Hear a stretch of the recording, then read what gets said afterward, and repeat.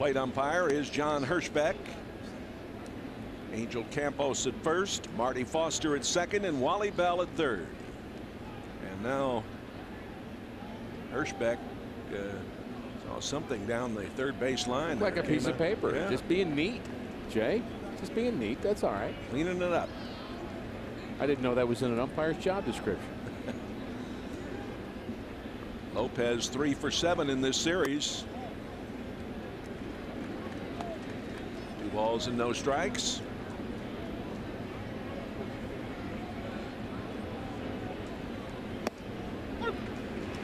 Caught the outside corner. Arizona 39-52 coming into this game today as a team hitting .247. On the ground, Schumacher, 1 away.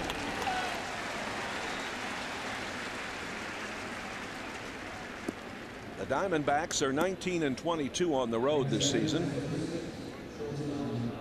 8-13 against the Central Division and 11-15 playing day baseball. Here's Stephen Drew. He's a .333 hitter against Pinheiro. 0 for 8 in this series.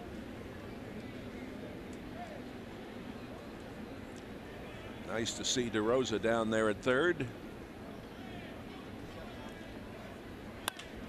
Right back to Pinheiro. 2 away. Pinheiro in his last 4 starts has been exceptional. Well, the low walk total is what always sticks out with Joel Diablo. I like that. I don't know what that was all about, but the earned run average at 1.71, and he is really a guy that gets ground balls. He's done that already this afternoon, getting a couple ground balls here in the first inning. I'd say that's a good sign for Mr. Pinheiro. And again, he's one of our keys to the game. You know, sometimes when you have that all-star break, you lose the feel as a pitcher of your pitches and the sink action, and he seems to be just fine so far this afternoon. Justin Upton at the plate, batting .297. He's a .333 hitter against Pinheiro over the years. 1 for 9 in this series. And he has won for his last 27 at bats on the road. Oh my, umpire took one right there. Yachty's asking for Barry Weinberg to come out and check on John Hirschbeck as that foul ball clipped him hard. Looked like it hit him straight in the mask and knocked him backwards. I think he was stunned for a second. Wally Bell, the third base umpire, coming down to chat with him. John Hirschbeck is the crew chief here of this umpiring crew, and Barry Weinberg making sure he knows what day it is, and you can see he's a little stunned.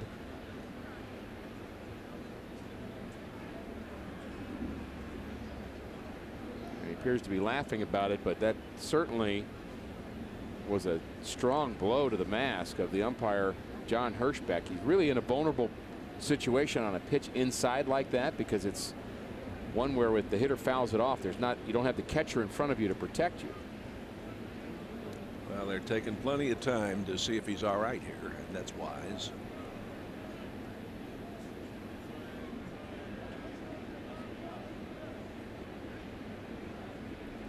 The Redbirds will fly away to Houston this evening for 3 games and then stop in Washington to make up that game from a Sunday back in April, and then go on to Philadelphia for 3.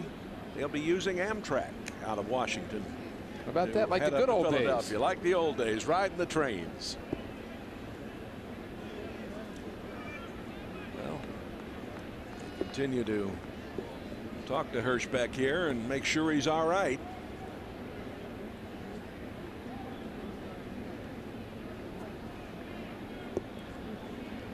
This is a little longer than usual, so it seems as if he was dazed enough that they wanted to make sure they took enough time with him to make sure he wasn't just kind of saying I'm okay, because a lot of times obviously when you're hurt, that's the first thing you say is, oh, I'm fine. Kind of a knee-jerk reaction, but they wanted to make sure he means it and he knows what he's talking about. And nice round of applause here by the fans here at Busch Stadium. We've had nice crowds in this series, still filing in here this afternoon. I think this city, Jay, was energized in a big way by the All-Star game. It was an exciting, few days, great festivities, fan fest, home run derby, the game itself. And I think Cardinal fans have kind of spilled over to the excitement for their club. Now that these games are back counting again in the National League, they're showing up in droves, and they are continuing to do so, and they've bought a lot of tickets for the next homestand. The Dodgers will be in town, as well as Houston. Broke the record for Fan Fest here. Had more people go to Fan Fest here in St. Louis than in New York last year. The 0-2 pitch. Outside. I met Bob Dupay with Major League Baseball. He's really the CEO of Major League Baseball. He reports directly to Bud Selig, and he said at an event, "Thanks for letting us descend on your town." And my comment to him was, "Descend anytime you want." Yeah, the Merchants would like that. Don't 2 balls and 2 strikes. Don't wait another 40 years. Well, it was a terrific celebration of the game. And the Cardinal fans acquitted themselves very well, too. The way they cheered for people in the home run derby and in the game itself. Ludwig coming on. That'll do it. Arizona goes down 1-2-3.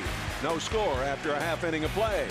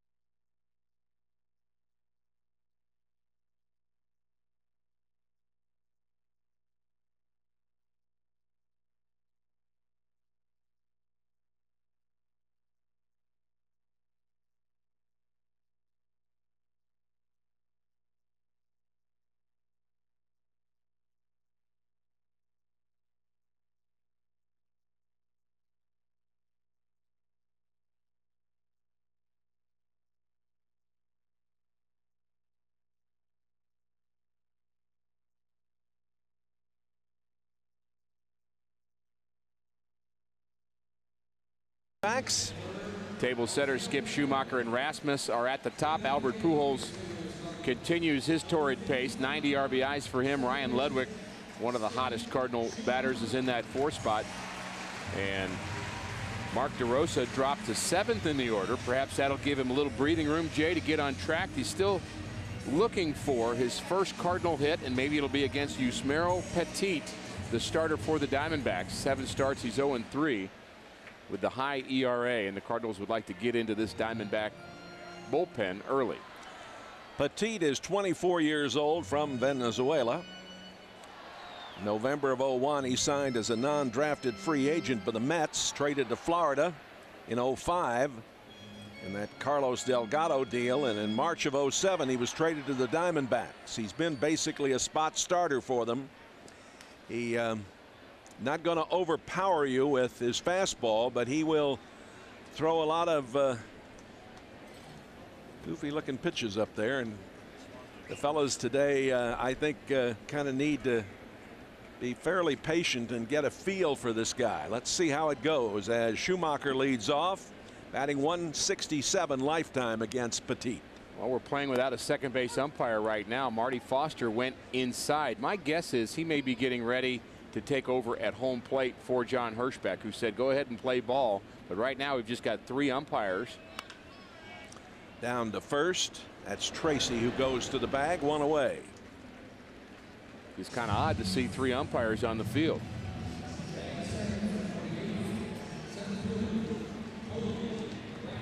Colby Rasmus batting in the 2 slot. His average at 272. Leading candidate for Rookie of the Year in the National League.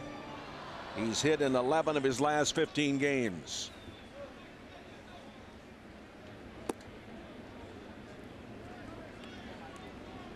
What did Colby do with a little time off? Well, some of his family members were in town. He visited the St. Louis Zoo, he told me. How about that? For 3 days? No, I don't you think could spend 3 days at the zoo. It's a great spot, but it's one of the country's best zoos, no question about it. 2 balls and no strikes to Rasmus.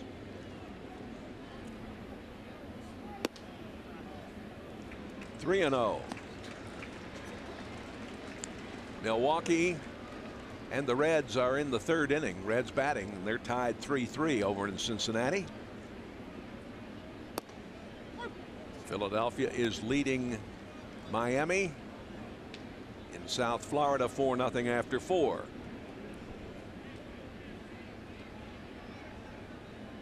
Three balls and a strike. And that is the first walk issued by Petit. And a nice omen maybe that he walks the number 2 man in the lineup. And here he comes. I'm sure that wasn't his plan to walk somebody in front of Albert. That makes it kind of a moot point as to whether or not you pitch around Albert or not. Now you've got to pitch to him and hope that he hits the ball on the ground somewhere for a double play. And that, of course, can happen with Albert. But his numbers, Jay, 34 homers, 90 RBIs. He's atop so many categories in the National League that we don't have time to talk about them all. Total bases, slugging percentage, you name it. A little low. Albert with that 34 home run total and 90 RBI total and 75 run total, leading all of Major League Baseball in those 3 categories. It's a good season already.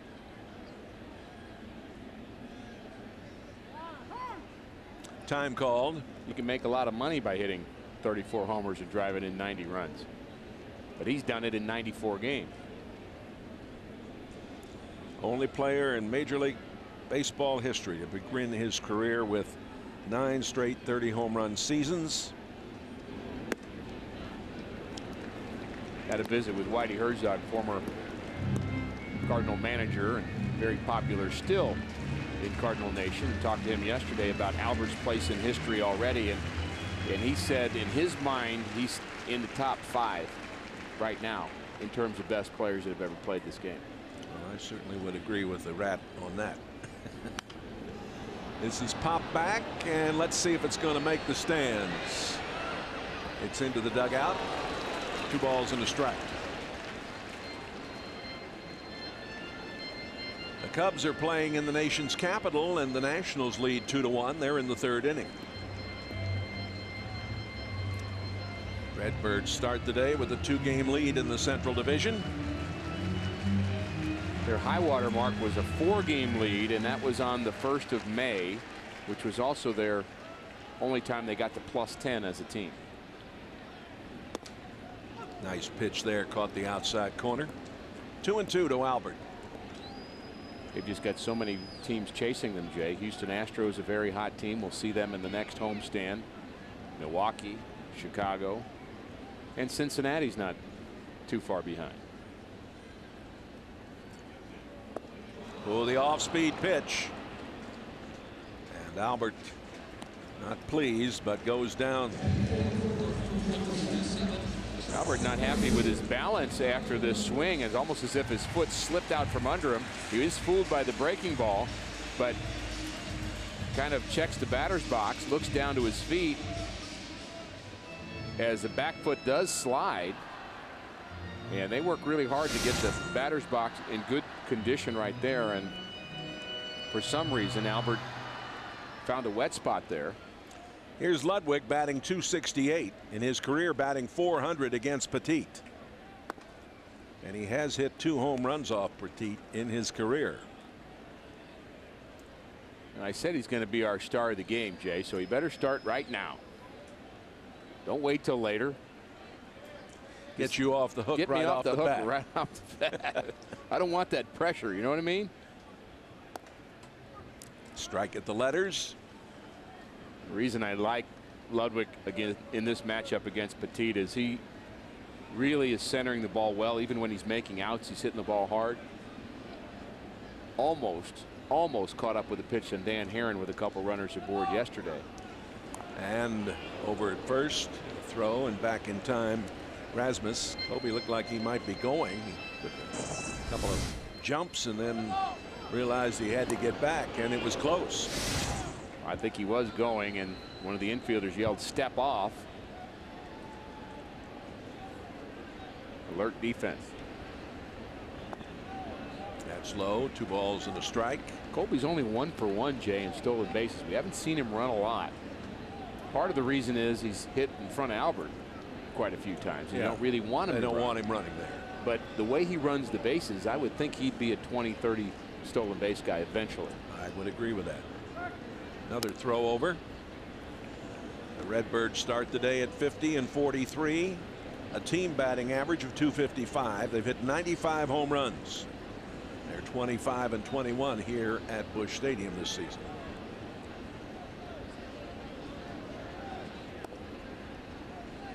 Three and one. Duncan is on deck.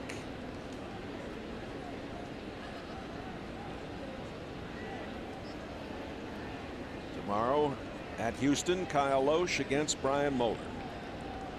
First of 3 down there. And the walk, the second issued by Petit. Told you he was going to have a good afternoon. He walked. I'd say so far he's our star of the game. What do you think? Well, he might be tied with Rasmus. Or Pinheiro, I guess. Yeah. And here's Duncan. He's batting .230. He is 0 for 2 lifetime against Petit, but does have 2 walks against him.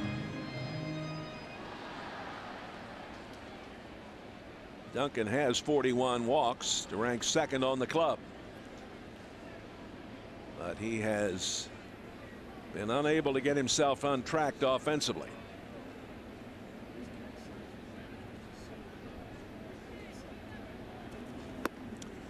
Swing and a miss.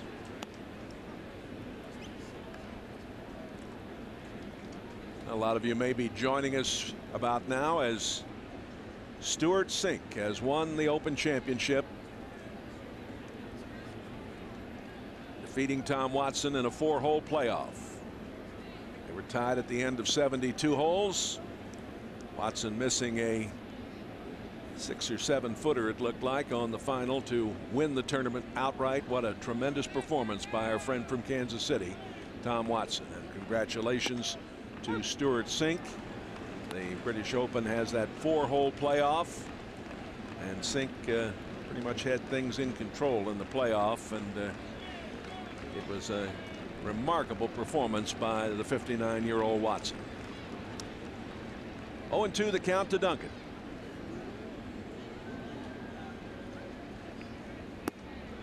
Strikeout. The second for Petit. After 1, no score.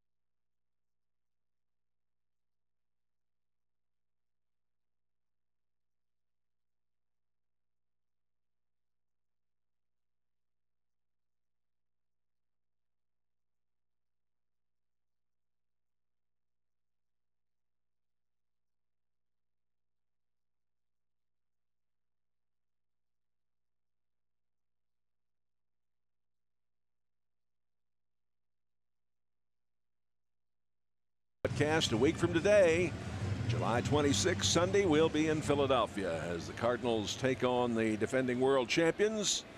The Cards and the Phillies. Coverage at noon right here on your home for Cardinal Baseball News Channel 5. The new home plate umpire is Marty Foster. Foster now behind the plate as Hirschbeck has retired to the Cardinal training room, and he took that shot back in the first inning. So it's Foster, Campos, and Bell doing the umpiring with Foster behind the plate. Here's Mark Reynolds. Reynolds fouls it back. And Jay, this is something they have thought about. They have pre-planned. If you go with 3 umpires whose responsibilities change, and it's not that there'll be nobody out there at second base and we'll just have to have a guess as to whether he's safe or out. They'll just rotate their responsibilities, and we'll see him moving around quite a bit more on the base paths. The shot to shortstop. Ryan comes up with it and makes a nice play. Let's go to Frank Cusimano with the Cardinals general manager. Jay, thanks very much. It's a pleasure to get together with John Mozeliak. John, a lot going on in the organization in terms of players trying to get healthy. Tell us the latest on Troy Glaus.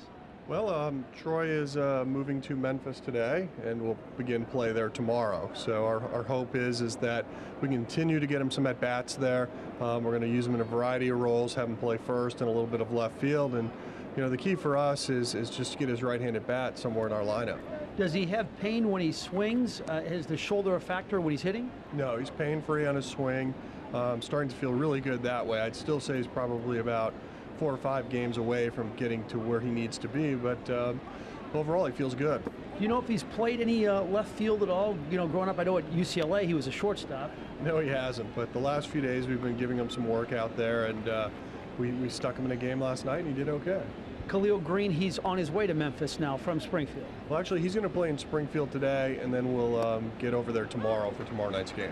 What's the latest on Jaime Garcia, your promising prospect who's coming off Tommy John surgery? Well, he's a couple weeks away from starting his own rehab, so there's a good chance by late August that, depending on where he is, we could ultimately see him in St. Louis. John, we appreciate the visit. Thanks so much. Thank you, Frank. All right, that's Cardinal GM John Mozeliak. Back to Jay and Rick. All right, and always good to get an update from the general manager. Miguel Montero at the plate. Homered here on Friday night and last night. 6 for 9 in this series, batting .285. Full count. Mark Reynolds opened the inning grounding out.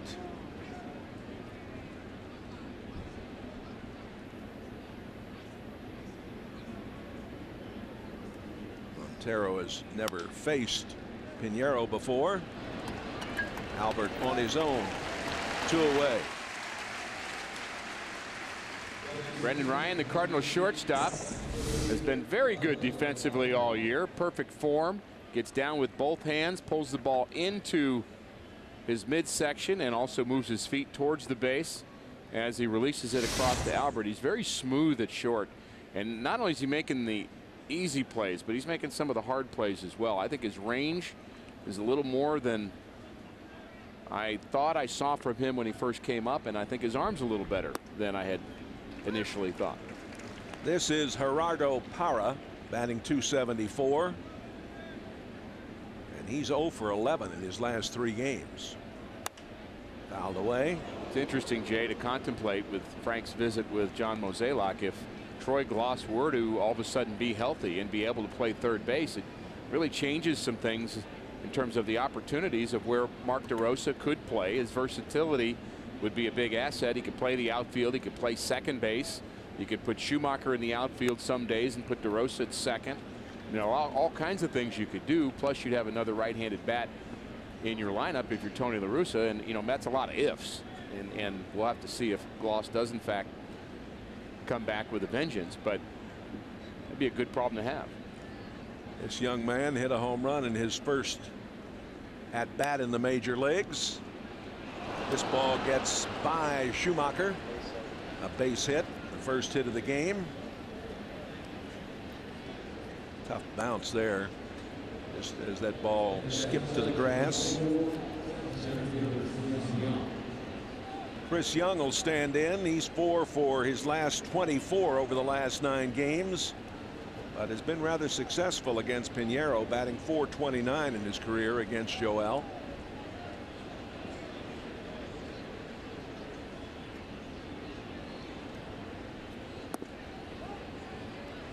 But it's been such a hard year for him. I wonder whether those at-bats mean much in this competition here this afternoon. He's just really struggled all year, batting under 200, just 6 home runs, and changed his batting style a little bit. They've got his hands lower because he was having trouble getting to the ball. He had his hands way above his head, so the new hitting coach Jack Howell's got him to lower his hands and maybe be a little quicker, but just not comfortable with it yet. He's still kind of feeling that new swing, and you know, it's a tough league to be learning a new swing.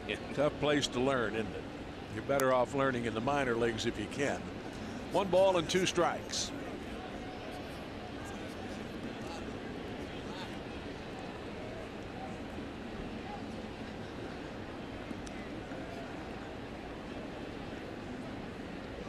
The Diamondbacks' new manager, we mentioned, is A.J. Hinch at 35, the 2nd youngest manager in the major leagues this day. It's in the dirt. Youngest manager ever in the history of the game? Not sure who that is. I'm going to say Billy Southworth. No. Bucky Harris, Washington Senators, 27 years old. He won a lot of games too. He was a player manager for the Washington Senators of Clark Griffin. Bucky Harris. I just guessed Billy Southworth because he was a player manager towards the end of his career. Right. Here's one hit to left. It is foul. That had the distance.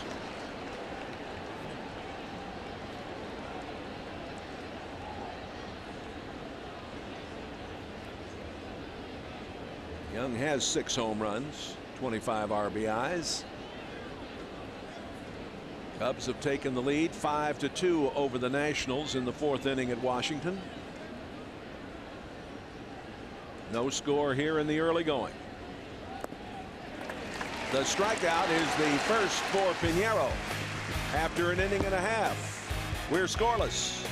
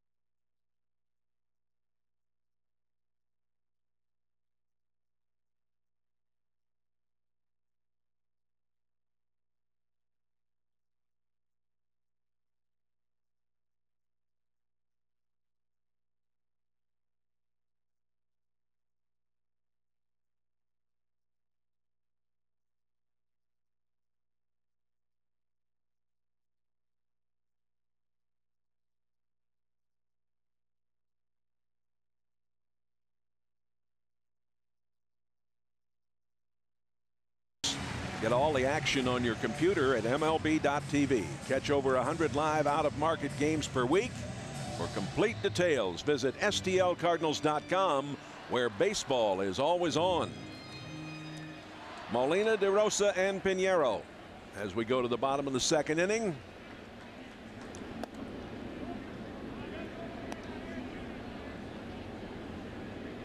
Molina, a .400 hitter in his career against Petit, has a home run against him as well. And that average of Molina just keeps climbing as the year goes on. 4 for 4 in the first game of the series. He was 0 for 4 yesterday. But he's becoming a force in that lineup. He's a guy that you think, you know what, he's got a good chance of driving in a run. He's a very good 2-out hitter. Wonderful to see him go the other way so often with success. He's so good at that. And when you like seeing him hit with a guy on at first base, particular, because you know he's going to try to hit the ball in that hole. You know there might be a hit and run. He's got that perfect inside-out swing. He keeps his hands in, but he angles the bat towards the other way, and he lets the ball get in on him enough to hit that ball in that hole on the right side of the infield. And he doesn't just kind of flail the ball over there. He drives the ball the other way, and that's the difference. Here comes the 2-2.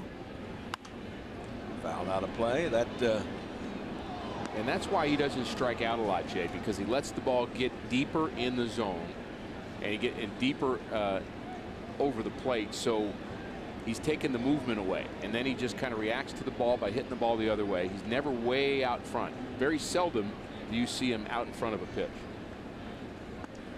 And a full count to Yachty. That 4 for 4 on Friday night tied his career high. And of course, he also picked off his 6th runner of this season and his 32nd pickoff of his career. What a master he is with Pujols on that deal. He went for a high, hard one, and that is the 3rd strikeout for Petit. Like I said, he hardly ever strikes out, but he does here. 2nd hardest to fan in the National League. Luis Castillo has that honor right now, but very seldom do you see Yachty go out of the strike zone, and that one was up by Petit for his 3rd strikeout. DeRosa activated from the disabled list yesterday, missed 13 games with that left wrist problem. Acquired from Cleveland back on June 27th. Fouls it away.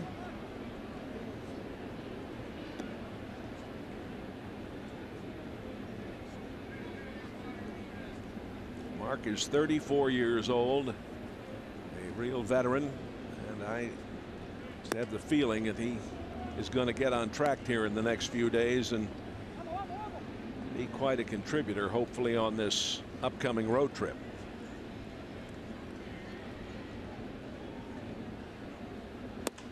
The Cardinals certainly haven't seen the best of him. Cardinal fans haven't seen the best of him in a Cardinal uniform, but fans remember how potent he was in the middle of that Cubs lineup, and a lot of folks in Chicago are wondering why he still isn't a Cub. Just foul outside of 3rd. One of the things that makes Yusmeiro Petit so effective when he is going good is the way he changes speeds.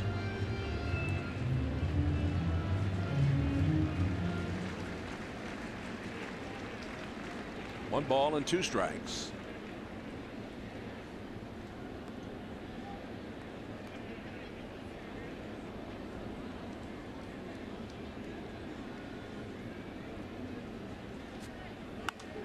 Fouled out of play.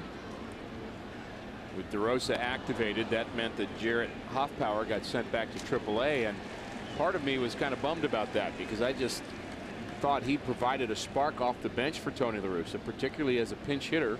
He threw a lot of good at-bats. The Cardinals' pinch hitting has improved, and Hoffpower can play a couple of positions as well, and I think we'll see him again soon. He went for one way out of the strike zone, and that is 4 Ks now for Petit.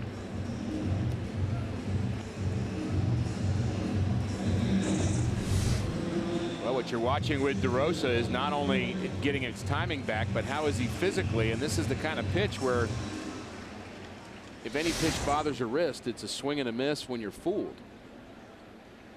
Pinheiro batting .200, has an RBI.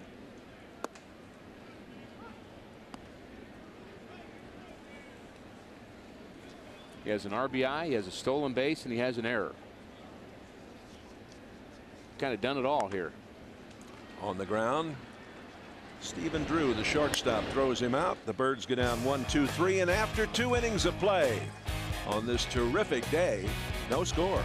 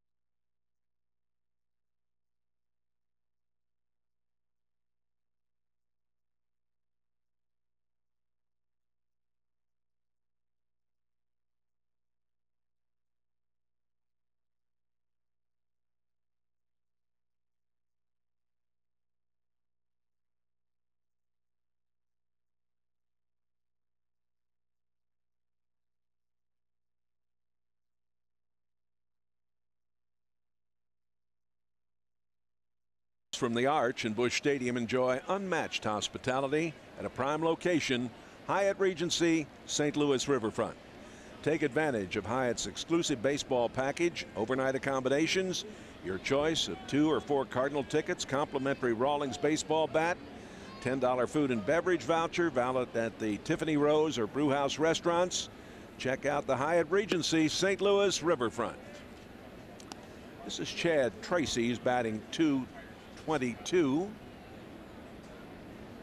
A .667 hitter against Pinheiro. He's hit in 3 of his last 4. Tracy, 25 years old, out of the Houston area, Bel Air High School down in Texas. Ton of left-handers in this lineup, Jay. You'd think that the Diamondbacks would be vulnerable to left-handed pitching and left-handed starting, and the Cardinals have not had a left-handed starter in a very long time. Mark Mulder comes to mind, but beyond that, you'd have to go way back. This fella has some power right here. He has 54 home runs through the 07 and 08 season and 153 RBIs. Only problem was that he struck out 311 times over that span. The 2-2. Little pop out into left, and going back is Ryan to make the play. And it was good news. Frank Cusimano also talking to John Mozeliak about Jaime Garcia, who has had arm issues and is going to begin a rehab assignment. And it was interesting that John said we might see him in St. Louis this year. I'm a little surprised to hear that. Thought maybe he'd be getting some more minor league work, but the minor league season ends around September 1st. Yeah, that means September probably, yeah. But if the Cardinals do expand the roster and he gets a chance to come up here and test that arm out, that would be great news. Here's Petit. Fouls it away. No average. Zeros across the stat sheet for Mr. Petit.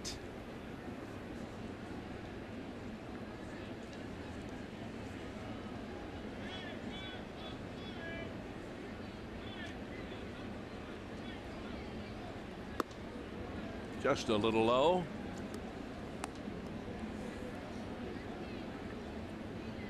Probably the last really good successful Cardinal starter from the left side is on the Cardinals bench right now.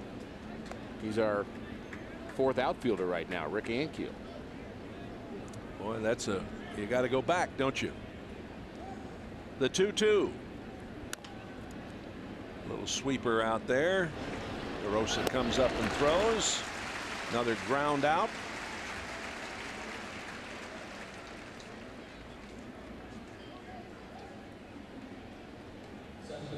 Five of the outs up to now via the ground ball. That speaks well for what Pinheiro is able to do. Very typical Pinheiro outing so far. You just hope he can continue that through 7+ innings, although he's been a guy that's gone deep into games of late. He almost got that, developed that killer instinct. I think Carpenter has that for sure. Wainwright has it for sure, and I think Pinheiro is developing that ability to just grab the ball in the 7th inning and say, you're not taking away from me, it's my game till it's over. And he's started to become that kind of pitcher, which I think has been a great growth in his career, and is going to make him more valuable when he becomes a free agent. Lopez, the former Cardinal, taps this one. DeRosa makes a nice pickup and a nice play. He showed very good hands on making that play. 2.5 innings by the boards. Nothing shaking for either side.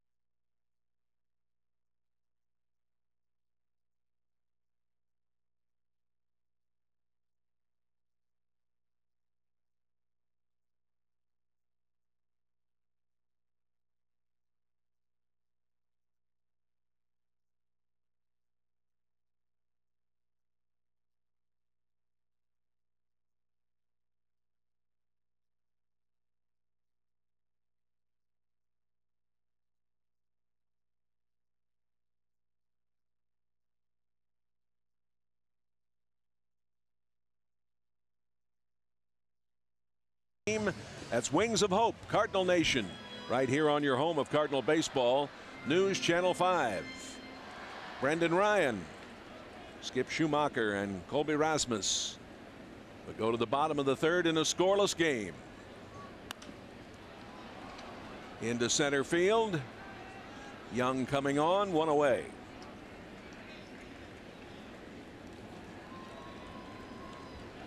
Well, we've talked about the weather. It is really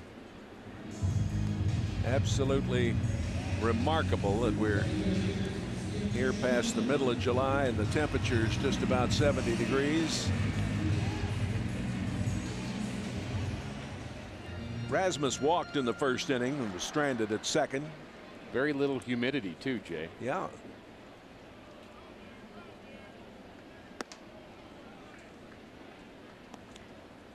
Colby leading the National League rookies with 11 home runs and 34 RBIs. Excuse me, Schumacher is up right now, and then it will be Rasmus.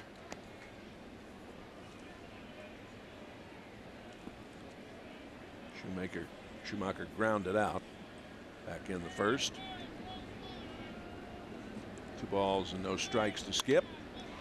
Shot on the ground to Lopez. Well, Petit is only 7-13 lifetime. He's just a 24-year-old right-hander, but he looks like he's a lot better than that so far this afternoon. Perhaps the Cardinals are just making him look good. And maybe Colby Rasmus could get something started with 2 outs. Colby on opening day was just 22 years of age. The youngest St. Louis opening day player since Pujols.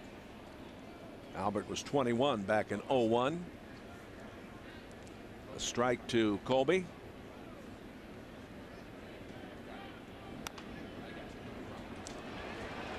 Drew's got to hurry. Got him.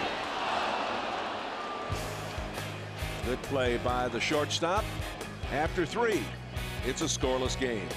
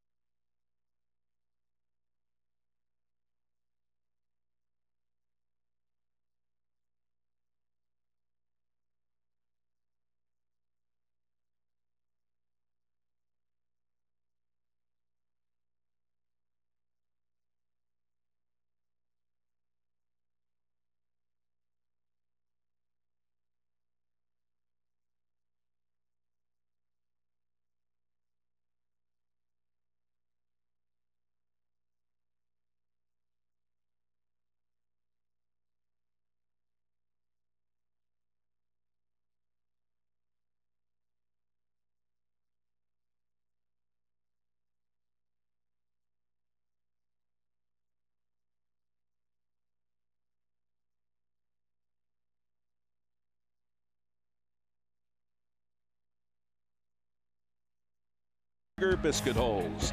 They're kind of like donut holes, but they're made from biscuits. New at Hardee's by Bank of America. Cardinals banking only at Bank of America. And by Schnucks. Low prices, no sacrifices. Drew, Upton, and Reynolds do as we move into the 4th inning. 2 dominating performances by these pitchers up to now, Rick. We knew we were going to get a pitcher's duel yesterday with Herron and Wainwright. I'm not sure we expected the same thing here this afternoon, although Pinheiro certainly pitched well of late. Petit 0-3, but just 1 hit through the first 3 innings of this game.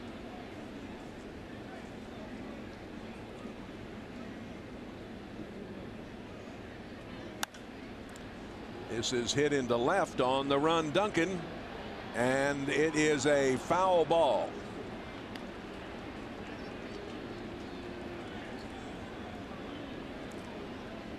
There is the top of the Metropolitan Building looking out from Kimol's Restaurant.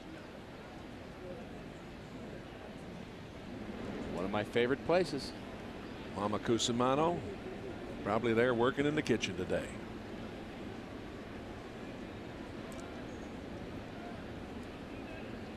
Oh, 2.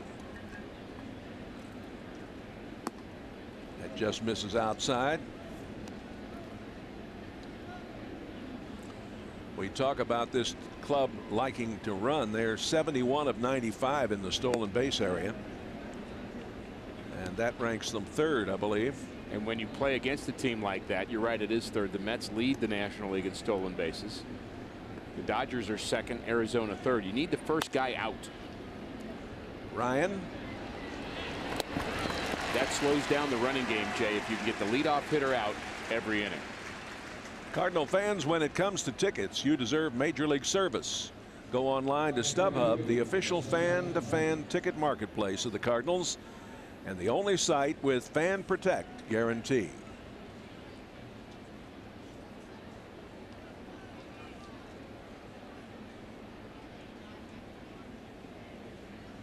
Upton. He flied to right back in the first.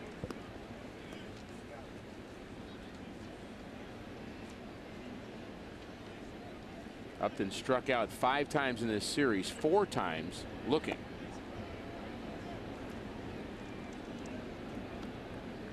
To me, when you're an RBI guy, that's one thing you don't like to see if you're a hitting coach or a manager, is somebody take a third strike. Chris Duncan did it in the first inning, and Upton's done it a couple of times in this series.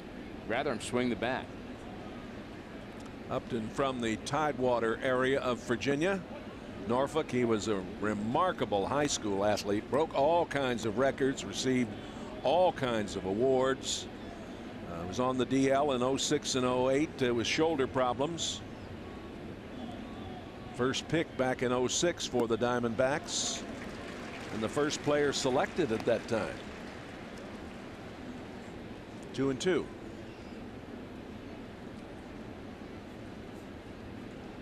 And his brother BJ also a top pick. And a lot of good players have come out of that area down there. Virginia. Yes, sir. Norfolk, Hampton Roads. You played a little baseball in the state of Virginia, but I certainly did. Little north of the Tidewater. As did the Diamondbacks third baseman Mark Reynolds. Is right. UVA graduate. I assume he's a graduate. Struck him out. I guess that makes 5. A late call by Marty Foster. Cardinal baseball brought to you by Bank of America. Cardinals banking only at Bank of America. Second strikeout for Pinheiro. Mark Reynolds, who grounded out back in the second, bats with nobody on. That's a strike at the knees. The Cubs leading at Washington now in the 4th inning, 8-2. It's still 3-3 over in Cincinnati in the 5th inning. This will play for Albert, taken in foul ground, and the Diamondbacks go quickly.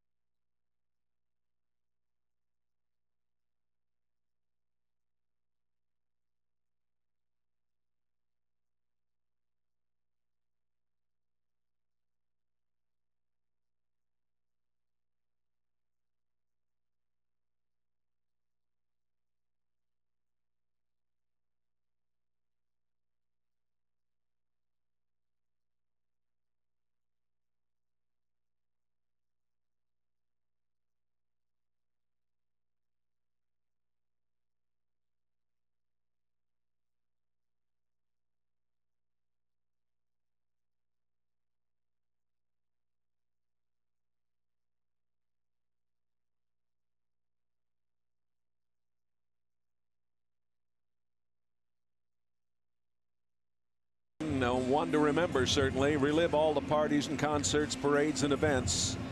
Check out the photo galleries posted on KSDK.com, Metromits.com, and MomsLikeMe.com.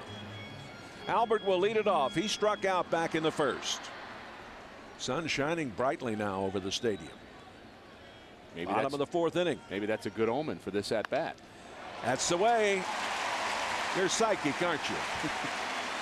Well, I'm not sure it's psychic to predict that Albert Pujols is going to have a good at bat. I mean, well, the odds are certainly in your favor. Yeah, I mean, if Brad Thompson were hitting and I did that, then I might be psychic. Ludwig walked back in the first. The scoreboard is identical for both clubs now. 0-1-0. How about how hard Albert hits the ball? Oh.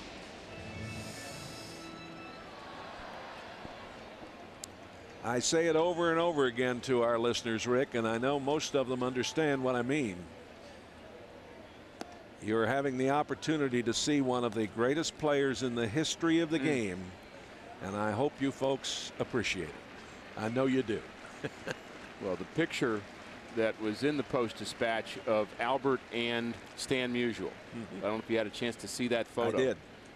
Chris Lee took that photo, and I had a fan stop me during the home run derby, and he brought me over and he said, if you see Chris Lee, I want you to tell him that when I got up in the morning and saw that picture, the gentleman was in his 60s probably, he said, I cried because it just was so meaningful and so much of an impact on me to see those two guys smiling together. Ludwig gets a piece of it, fouls it back. And I think it told the story of Albert's place in Cardinal history right along with Stan, and also told the story with their smiles and their kind of connection with each other of how much of a gentleman they can both be as well. And they really care about playing the game right, very competitive, but very, very popular with the fans as well.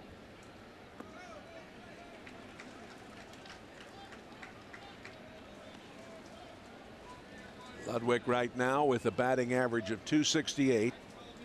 Been on a tear lately, getting that stroke back.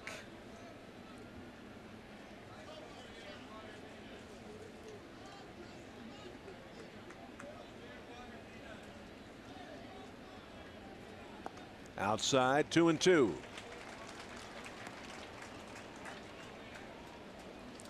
Ludwig, the National League Co-Player of the Week last week.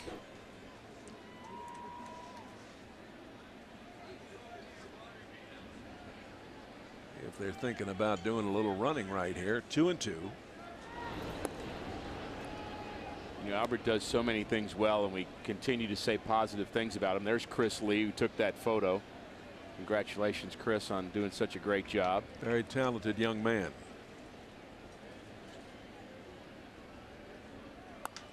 Here's a shot into center field. Coming on, Young, one away. Well, this date in history, proudly presented by Commerce Bank. Cardinals and the Braves are delayed an hour after a fire breaks out in the press box at the Fulton County Stadium.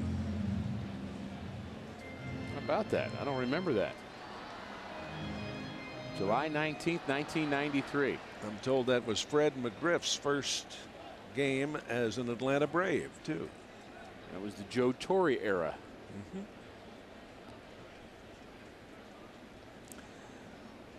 Duncan struck out in the first. And we'll see Joe Torre in the next homestand. Yes, sir. The Dodgers come in for 4. Brings a pretty good club. There goes Albert. Ball hit on the ground, and the only play is to the bag at first. Albert on the move. So it'll be up to Molina, who struck out in the second inning.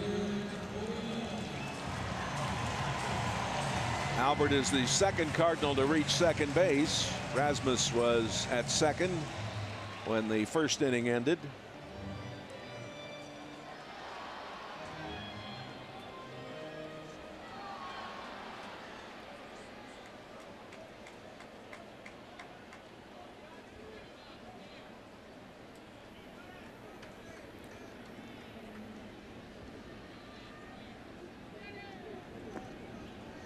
dirt. Jay, I started to say how much we talk about the positives of Albert Pujols, who's the runner at second base, and going off with the pitch. Again, one of his attributes, that he runs the bases, I would say, daringly, and I would almost say runs bases well. But you know, it's almost like it's difficult to come up with something negative about him, but he isn't perfect.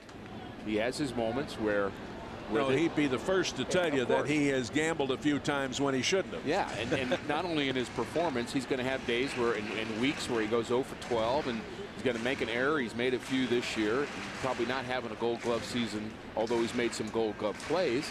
He has some days also where the game is so much pressure on him because of who he is that he may get a little on the moody side, and anybody that's been around him knows that, and he knows that about himself. But you know, you can't be perfect. You can't be perfect in this game. We got to give him a little slack, but it's still amazing to me how he handles all of this pressure. All the attention he had during the home run derby and the All-Star game, so centered on him. And after coming off the doubleheader in Chicago, day-night doubleheader, flying in, getting in late, he still had the energy to compete.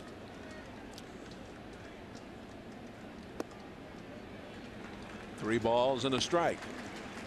I don't think I've ever known a player who loves the game more than Albert. I've met some that maybe loved it as much. Tony Pena would be a guy that loved it as much that I had a chance to be around.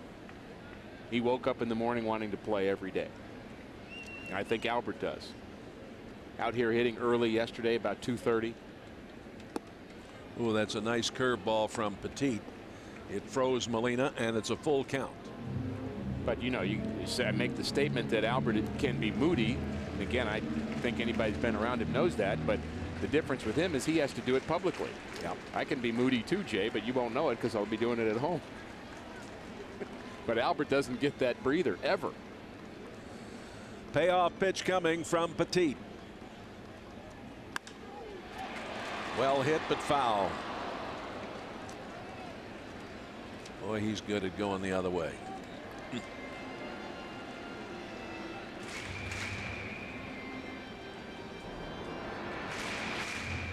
This is Albert. He's not even dressed. Nobody's here. Nobody's at the ballpark. The grounds crew stopped working to watch him hit, though. Who wouldn't? Al McRae was out early with Albert and Jason LaRue before anybody else.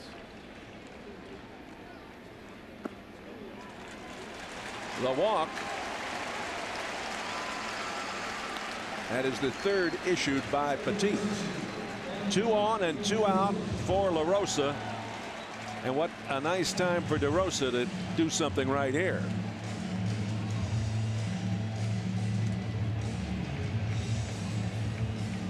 DeRosa struck out in the second inning.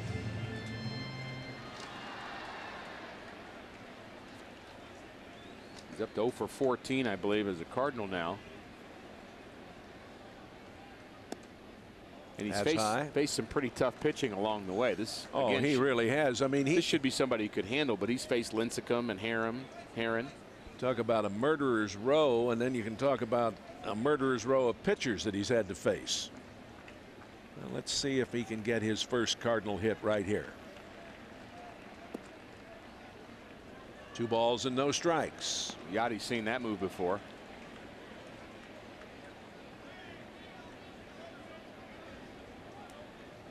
Miguel Montero trying to throw behind Yachty or Molina, the first baseman Chad Tracy coming in behind him, but Yachty, I think, understands that play pretty well. He does have a huge lead at first base. I mean, a huge lead. Yep. He's trying to get as good a jump as he can off of first base, just in case there's a throw to second base on a ground ball. He is taking a huge lead past the cutoff. He's still going. Tracy in there behind him, but way behind him. That catches the outside corner, evens it up at 2-2.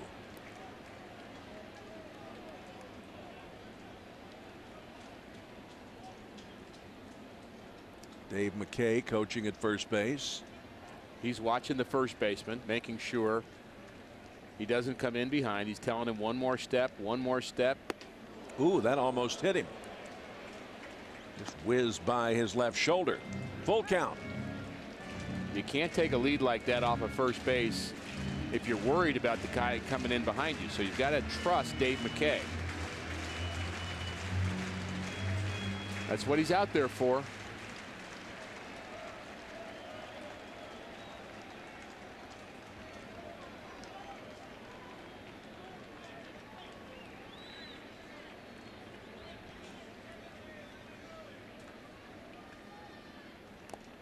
Just got a piece of it.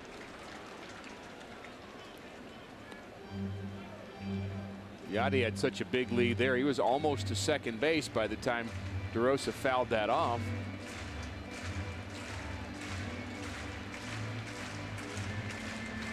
Dave McKay trying to get every advantage he can. Albert at second. Molina at first. Payoff pitch coming. And now Montero wants to talk things over with Petit. 3-3 the Brewers and the Reds in Cincinnati, 6th inning. Cardinals are hosting several peanut safe days at Busch Stadium. Fans with peanut allergies can enjoy the game in a special peanut free section. And that next peanut safety day, let's see, that's Wednesday, July 29th. Peanut Safe Day versus the Dodgers. For ticket information, call 314-345-9500.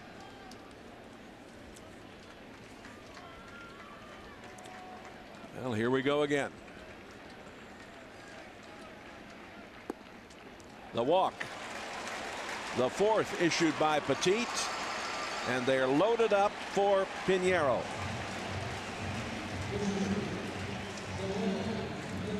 For all the highlights and complete wrap-up of the weekend sports, a reminder for you not to miss the Don Brown Deal Sports Plus. Join News Channel 5's Rennie Knott and Frank Cusimano tonight following the late news right here on News Channel 5. Well, here we go, Rick. The Ducks are on the pond. I'm sure Petit's not too upset about that walk with the pitcher coming up. It's a fair ball. Albert comes home. Here comes Molina. 2-0 St. Louis. Pinheiro delivers.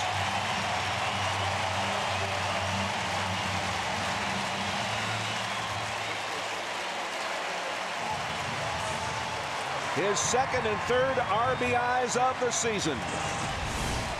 Well, he thought it was going to be a little easier trying to get a pitcher out, but Pinheiro makes it backfire as he pulls it right inside the bag at third past the diving Mark Reynolds. Albert scores. Here comes Yachty. And Joel Pinheiro has been the star so far this afternoon. 4 scoreless innings and a 2-out, 2 RBI double into the left field corner.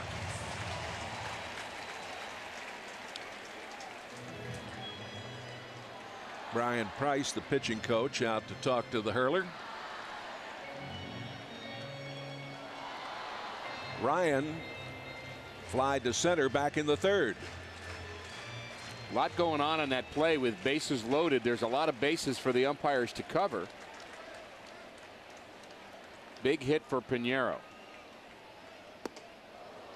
Was thinking about bunting, took it high. If you're joining us late, incidentally, Rick making the reference to the umpiring crew. Just 3 umpires now. And that's the first base umpire there, going all the way to second, hustling in case there was a play there on Pinheiro.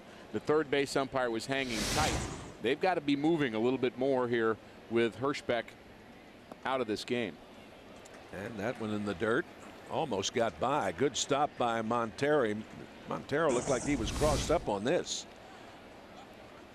Well, he saves a run here by at least getting it and keeping it in front of him, and it certainly wasn't the pitch he was expected. He was looking for a breaking ball, and whatever that means, that multiple tap on his mask, he hopes that his pitcher is thinking the same way he is. When you get crossed up, it's very hard to catch the ball. Ryan pops it foul.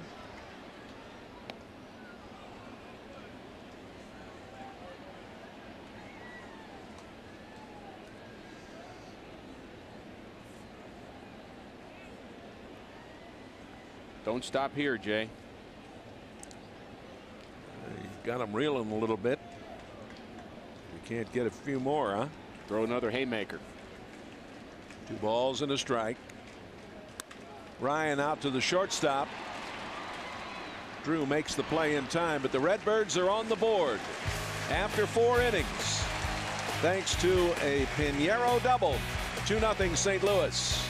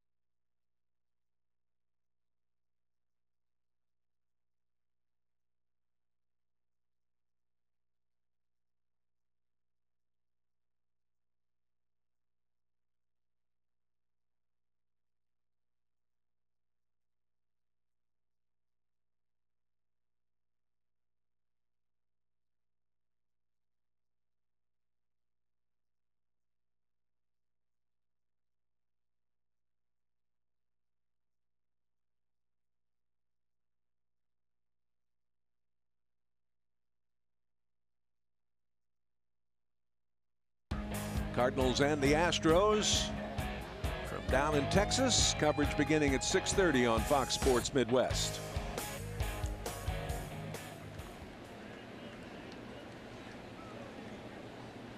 Montero, Parra, and Young. As we go to the 5th inning, Cardinals up 2-0.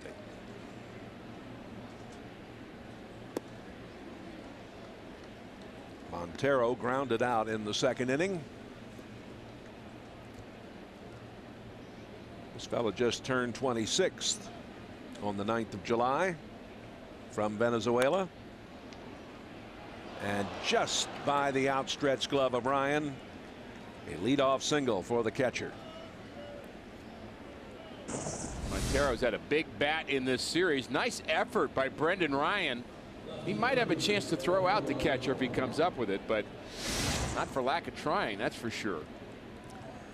He had a career high 4 hits yesterday, Montero. Here's Parra, who singled in the 2nd inning. I didn't think Washington could hold that lead, Jay, that 2-1 lead. Well, they are really struggling, of course. It's now 8-2, the Cubs, and it's only the 5th inning in Washington. I'm not sure if that was a swing or a bunt.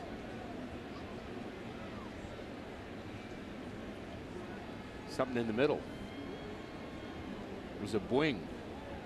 Is that the difference between a cross between a bunt and a swing? I don't know what he was trying to do.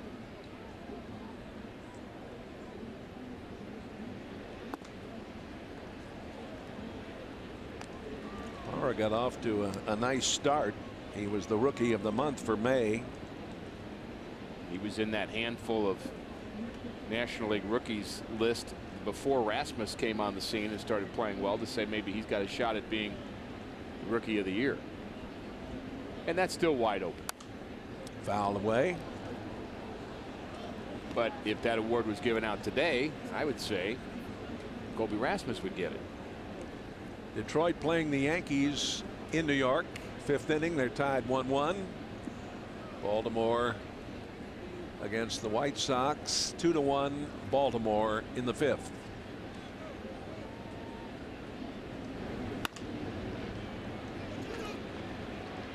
To second in time to get the lead man.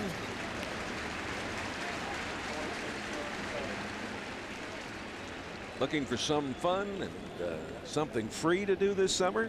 Head down to Live on the Levee.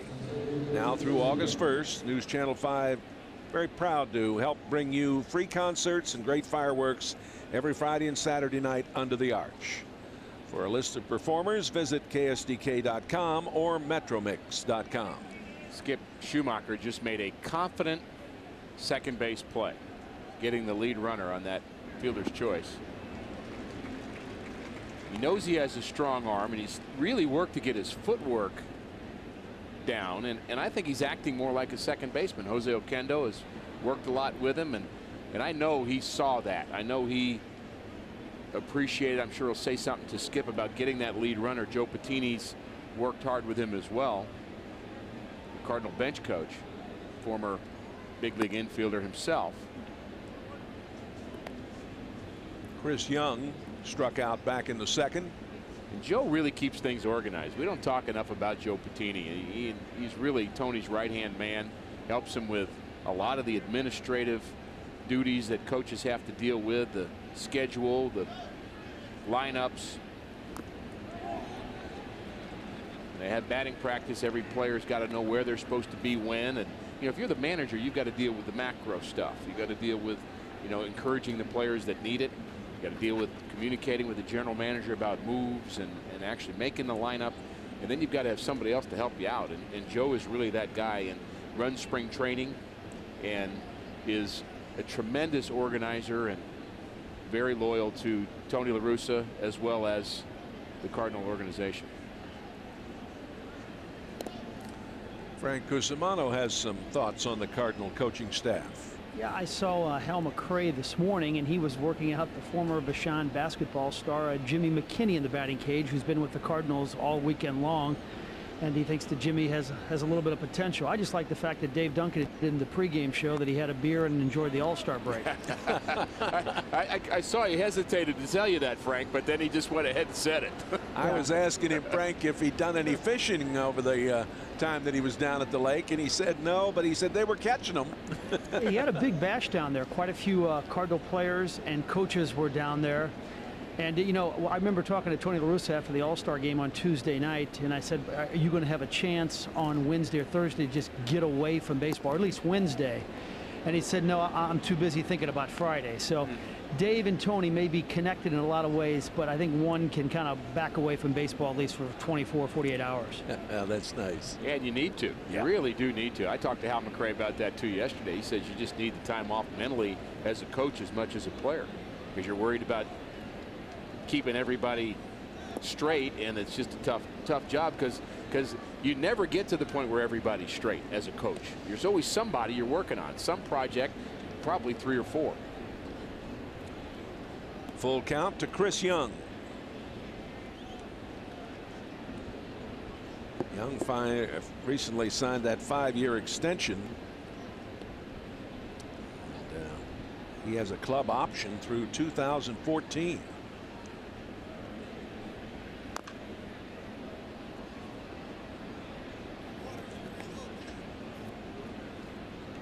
He was originally signed by the White Sox in the 16th round back in 2001, and then traded to Arizona in December of '05.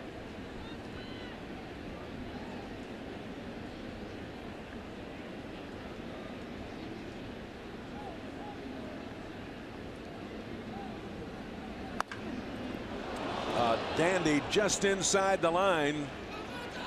DeRosa couldn't get to it. The throw comes into second, and they almost had Young hung up there, but he was able to get back. So it's runners at the corners with 1 out.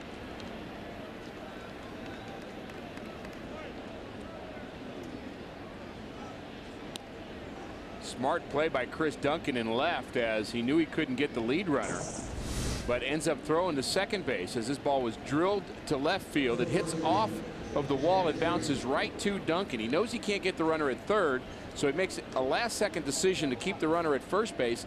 And if Skip Schumacher would have turned and thrown that right away to Albert, it might have been a close play there, and it would have been a play without an umpire, because the first base umpire had moved to second to make the call there, potential call there.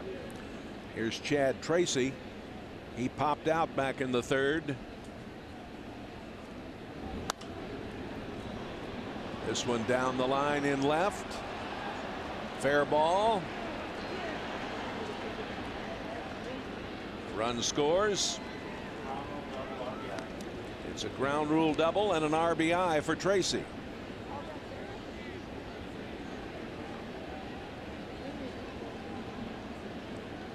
So the Diamondbacks come right back and get into this game. They're on the board and about hit the Cardinals 4-2. Well, one was hit hard. This one was not. It was just hitting the right spot as he went the other way with a sinker and just barely keeps this ball fair. It looks like it might have even hit on the line, kicked up into the stands for a ground rule double. And this is a big at bat here. Infield pulled in. Petit grounded out in the third.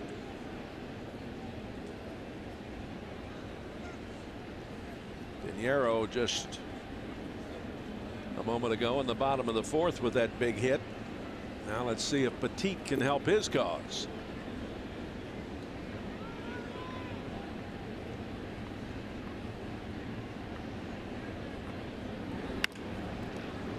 Right back to Pinheiro, holds the runners, 2 away.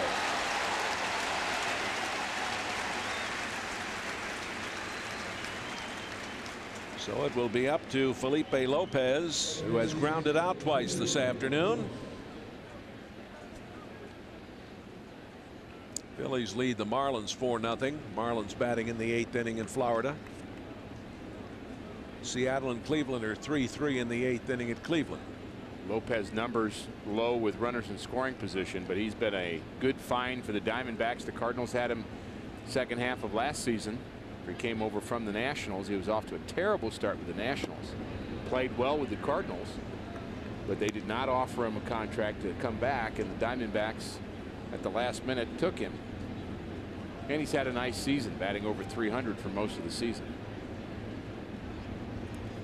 Young and Tracy at third and second. Popped up, coming back out of play.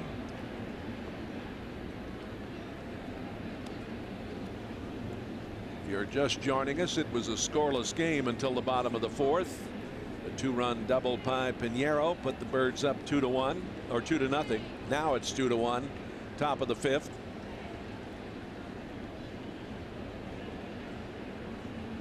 One ball and one strike.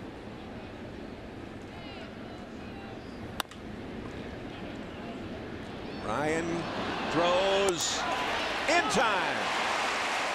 Ryan had to pick that ball up a second time, but he got it there, and the Diamondbacks strand 2. They pick up 1, and the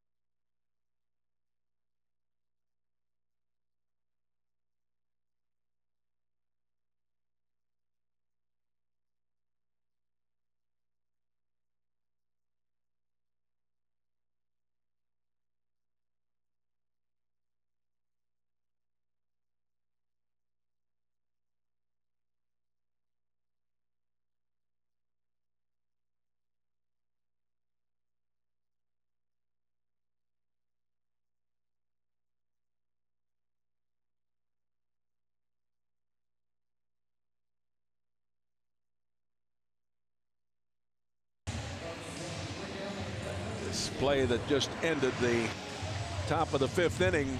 I think Felipe Lopez is safe as his foot is on the bag. The ball is not in the glove yet. Oh, I remember that play. That play wasn't right either. That's not Angel Campos, so that's Mr. Denkinger. And that play probably a little more important in '85, although that play in the top of the 5th inning cost the Arizona Diamondbacks a run. Should be 2-2. But, Jay, easy to say when we get to look at the replay. Got to make that play bang bang, and I think that went in the Cardinals' favor. Schumacher has grounded out twice.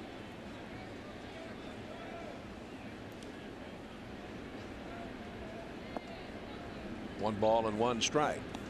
Redbirds only have 2 hits. They've left 4 on.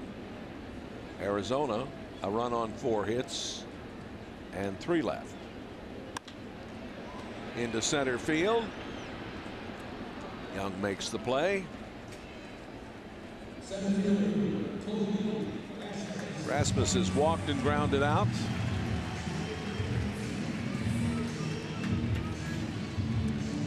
San Francisco is playing at Pittsburgh, and the Giants lead 4-1. They're in the 8th inning.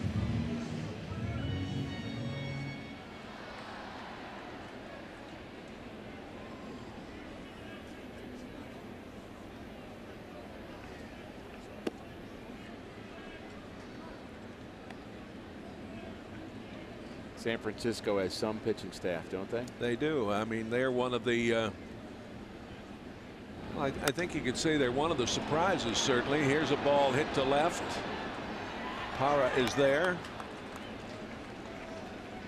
They had Jonathan Sanchez throw a no-hitter right before the All-Star break, and with Lincecum and Kane, there's as good a pitching staff as you have in the National League West.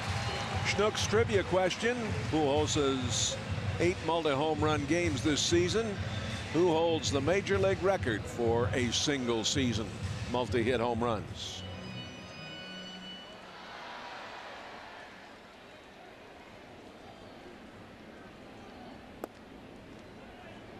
Pujols has struck out, singled, and scored.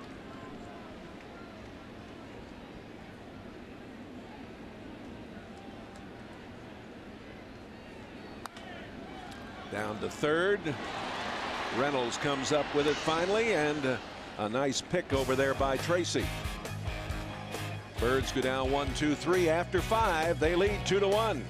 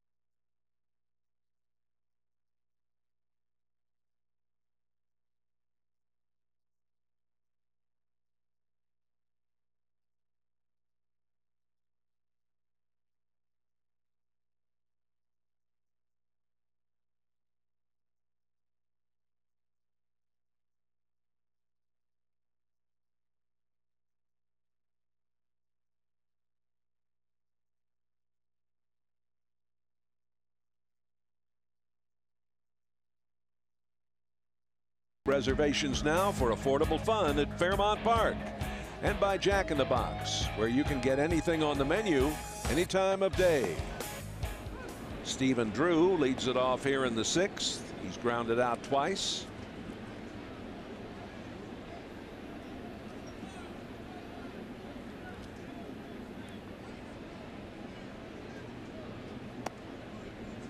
Drew, 26 years old, from Valdosta, Georgia. Played at Florida State, the brother of J.D. Drew, and of course Tim Drew. All three of the Drews were drafted one point in time.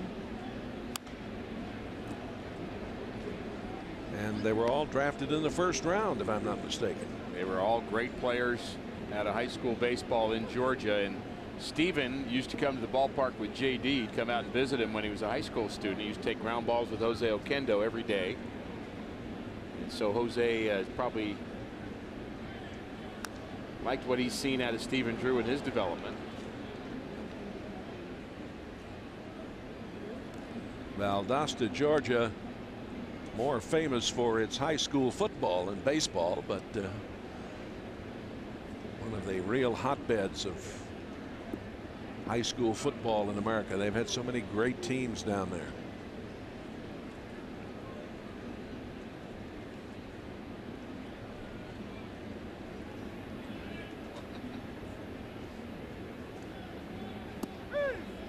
Got him.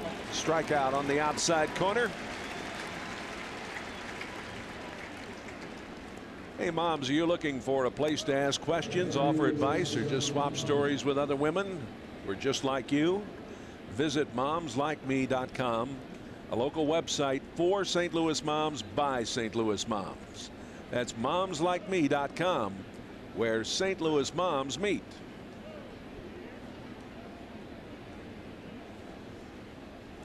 Upton stands in.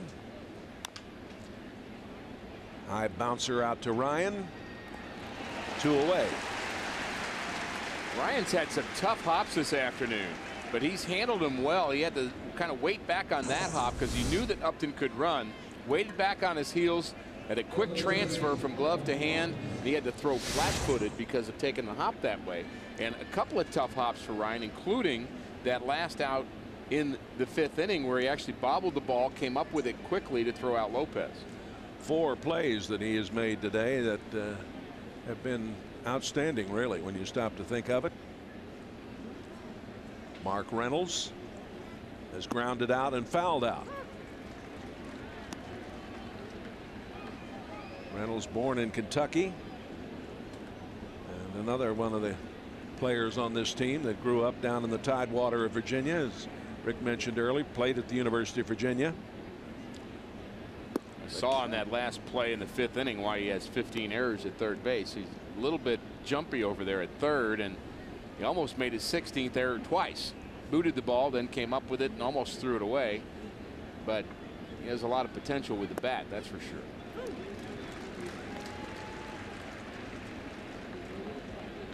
First final of the afternoon at Toronto.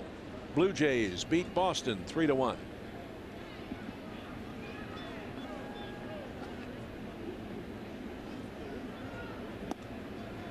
A little outside, 2-2.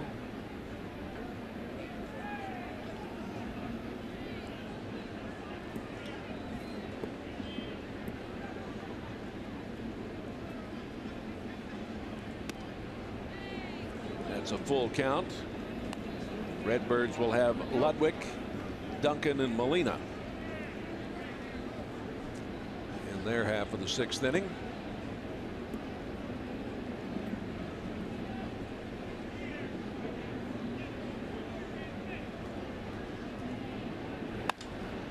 Into left. 2-out single by Mark Reynolds.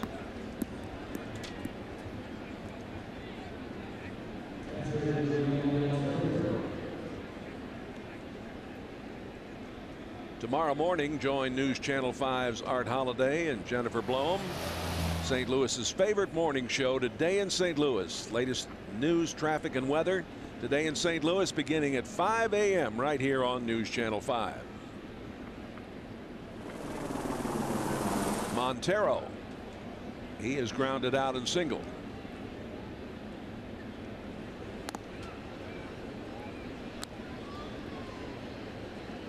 Reynolds stole the base here last night, 16 out of 22, and he runs pretty well for a power hitter. Be a good time for him to go here to get in scoring position. Arizona down a run, but is he willing to test Yachty? Here's one hit deep to right. They're on the run out there, and Colby makes the play on the track. Montero bidding for a home run. Cardinals lead 2-1.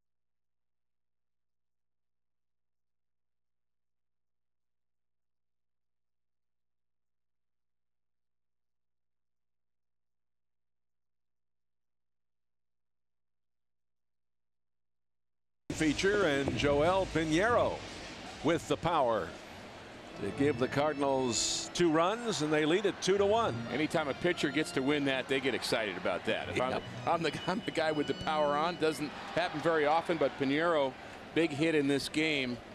And here's my guy. Here's my pick, Jay. I told you he'd make a difference today, and he hasn't done it yet. Ludwig walked in the first, fly to center in the fourth. In his career, a .333 hitter against Arizona. I'm not jumping ship. I'm staying with it. You're loyal to the core. I am loyal to Mr. Ludwig.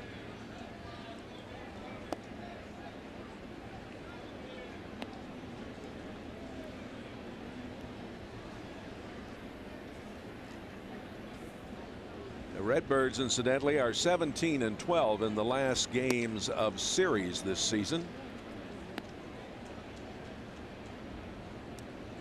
The Redbirds with a major league leading 2.63 ERA in July.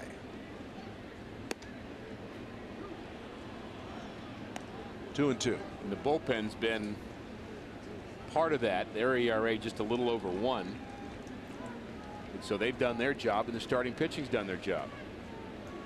The remaining task for Dave Duncan is their 5th starter.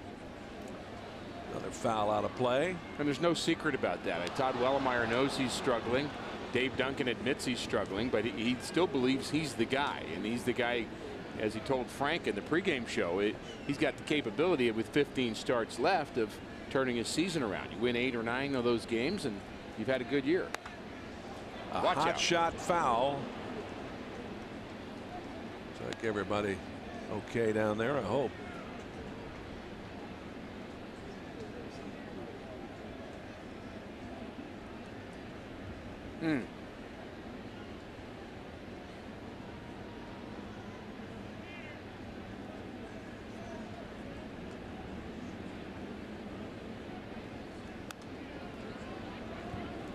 Took something off that one, but Ludwig was able to waste it.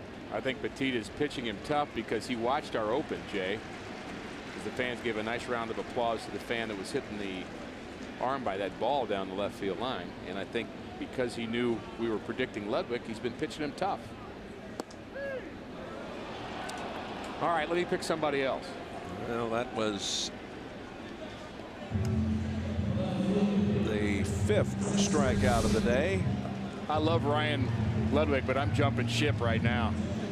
That was a good pitch right there on the outside corner by Petit.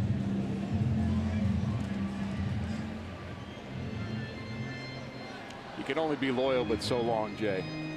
Duncan has struck out. He's grounded out in his career. He's a .244 hitter against Arizona, and he was bunting.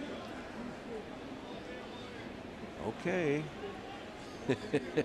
Well, he's tried everything. Hit and run last time. Trying bunting here. The only thing left is for him to come up and try to bat right-handed. But I don't think he's going to do that. When you're struggling, you try anything. And Petit is out in front, 0-2. When you're struggling, you say it many times, but it is always 0-2.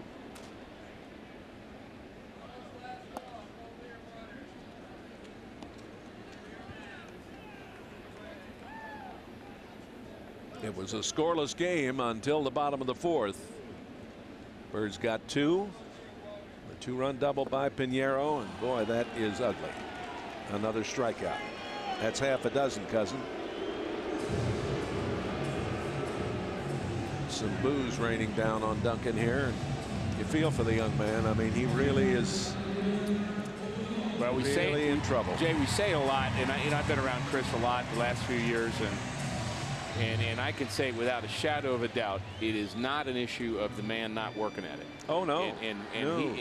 he does as much to get his swing down and early hitting and extra hitting, and I mean he's doing everything he can do, but the results just aren't there. No. Here's Molina. Up the middle. The two-out single.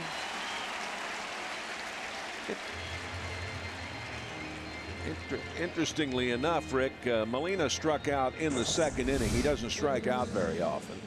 And Pujols struck out in the first inning today. And it's the 8th time this season that they both struck out in a game. Molina struck out 22 times now, and Albert 38. But that doesn't happen very often. No, it does not. Well, here's DeRosa. He's struck out and he's walked. Like I said, I picked DeRosa to be the star of the game today. You're really jumping over that fence, aren't you?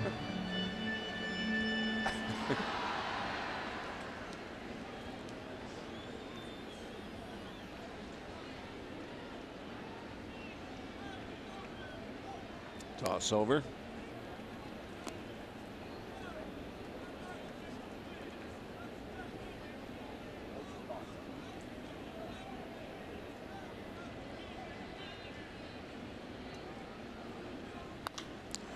Here's one hit deep, but not deep enough. Parra makes the play. Get good wood on that, just under it a little bit. It's 2-1 St. Louis after 6.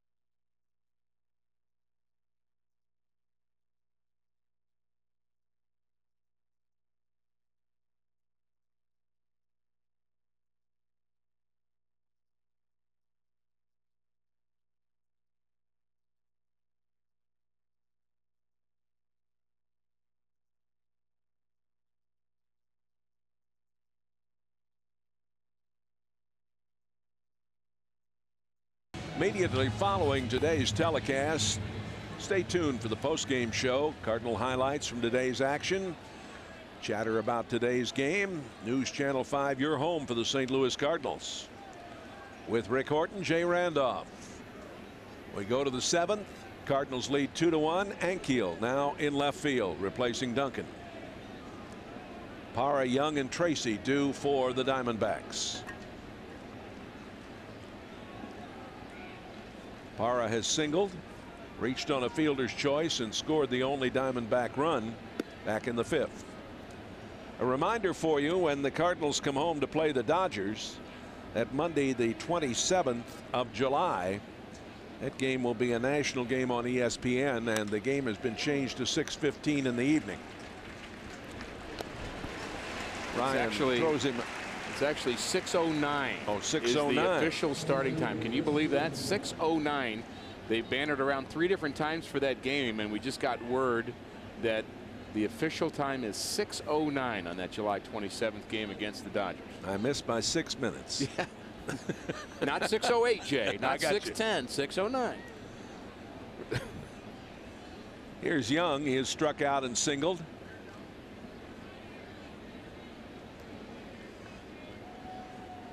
The Birds tonight will fly to Houston for 3, and it's up to Washington to make up that rainout early in the season. What a nasty afternoon that was, Rick. You remember? Sat in that rain in Washington. Oh, yeah. And then into Philadelphia for 3. We'll be with you again next Sunday. 1 ball and 1 strike. A little blooper, and a nice play by Ankiel, coming full bore.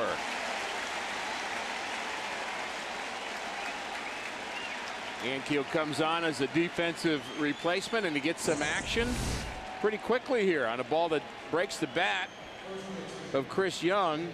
Sometimes it's tough to get a good jump because you're not sure how well he hit it, and he makes a nice play, hustling in on it, and uses 2 hands as he always does. Good play by Ankiel. Chad Tracy had the RBI back in the 5th inning. He popped out in the 3rd.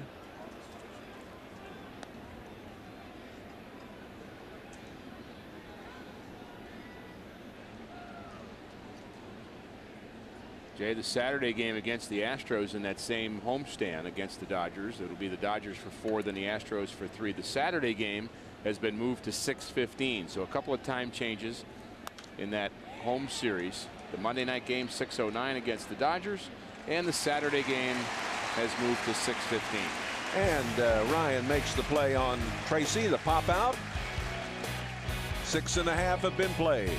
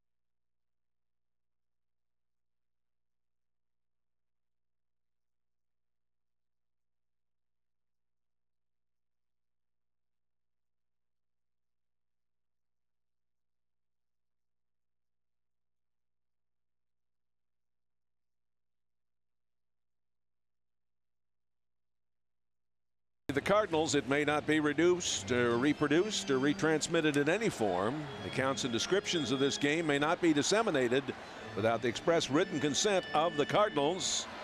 There's the new pitcher, Juan Gutierrez. And this is his 38th appearance already this season. And over a strikeout an inning. The walks are a bit high, 4.5 walks per 9 innings. But he's certainly got a lot of work out of this bullpen. It's not a great bullpen for the Diamondbacks. They do have former Cardinal Blaine Boyer in that bullpen. Remember, the Cardinals had him, Jay, for a short period of time, and they thought maybe he would mix in as their long reliever. And then they wanted to send him down to AAA, and he had to go through waivers in order for that to happen, and the Diamondbacks picked him up. Gutierrez facing Pinheiro, who is grounded out and doubled. And Gutierrez has allowed 4 runs in 2 1/3 innings over his last 3 outings, on 5 hits and 5 walks. Let's see what unfolds here. Pinheiro strikes out.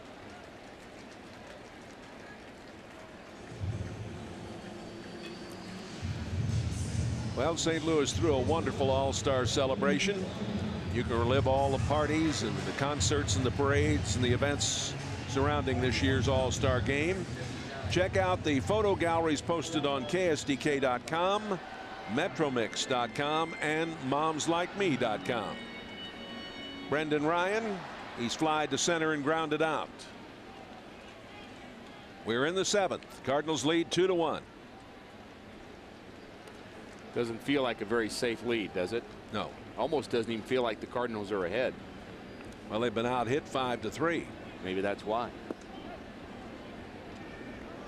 And we go back to that play at first base where Lopez was called out by the first base umpire, Angel Campos.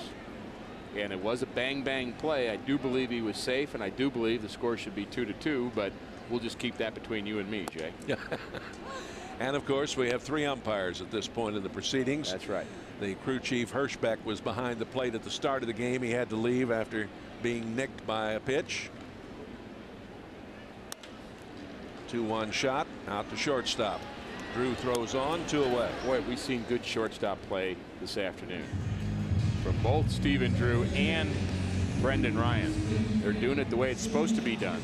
It's an errorless game today, again the way the game's supposed to be. When you've got a guy like Pinheiro pitching for the Cardinals, you need good defense, but it's also been Stephen Drew as he clasped the hand over the ball. Perfect. We used to call that the alligator position, where you got your glove and your hand almost like an alligator, and once the ball gets in the glove, you close the alligator's mouth, Jay, right over top of the ball to make sure it doesn't pop out. I still call him Dirt, by the way. He's Dirt to me. That's his nickname. That's what JD calls him. Everybody calls him Steven, but I call him Dirt. That catches the outside corner, 0-2. Gutierrez is from Venezuela. A lot of Venezuelan born players on this team. Originally signed by Houston. The bat goes flying, and the ball gets out to second base. And safe. I don't know if he could have made a play or not on that. Well, I think Skip Schumacher creates a great diversion here on this ball back up the mound by throwing the bat at the pitcher as well. No way he's going to field it, and it ends up being an infield hit for Skip Schumacher. Here's the hit. There goes the ball. There goes the bat. There goes the pitcher Gutierrez. I don't blame him. And the head first slide by Skip Schumacher, his first hit of the afternoon. Rasmus stands in. Throw over to first. Gutierrez is a product of that academy they have down in Venezuela, that the Astros were one of the first teams to go down there and do that. Now a lot of teams are doing it. Another throw over. Colby has walked, grounded out, and flied to left.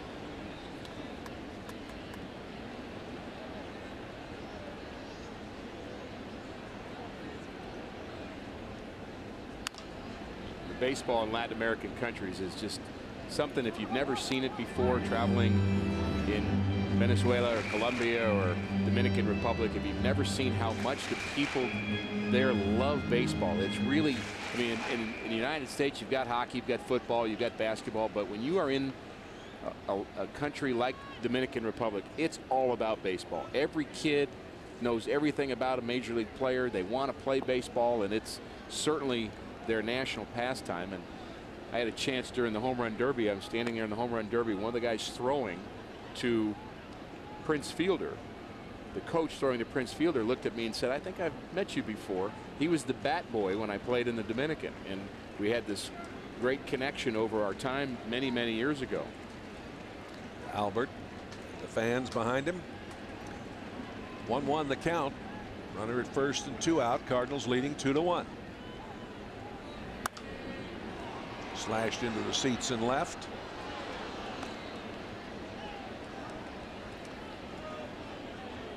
I was trying to get a photo out there. Get the kid in the picture with Albert, looks like. Look at him eyeballing every single thing that Albert does. He's staring a hole at Albert right now. Maybe someday I can be him. Colby pops it up. That's Drew out there making the play after 7 innings. The Cardinals and Albert Pujols lead 2-1.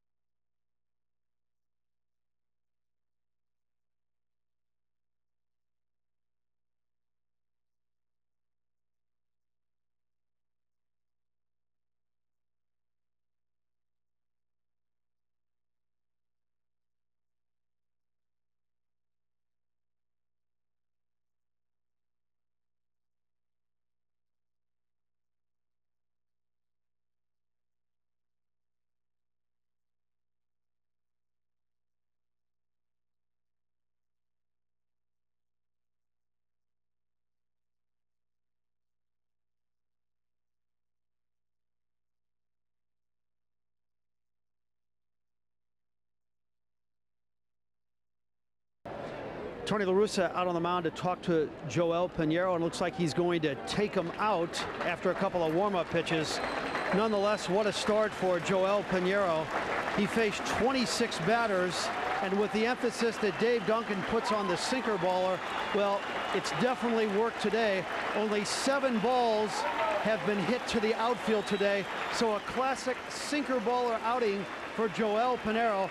And by the way, it's 32 2/3 innings without allowing a walk. It's his 4th straight start without allowing a walk. He's allowing less than 1 walk per inning. That's the best per 9 innings. That's the best mark in all of baseball. Let's send it back to Jay and Rick. All right, and with this pitching change, we'll take this time out.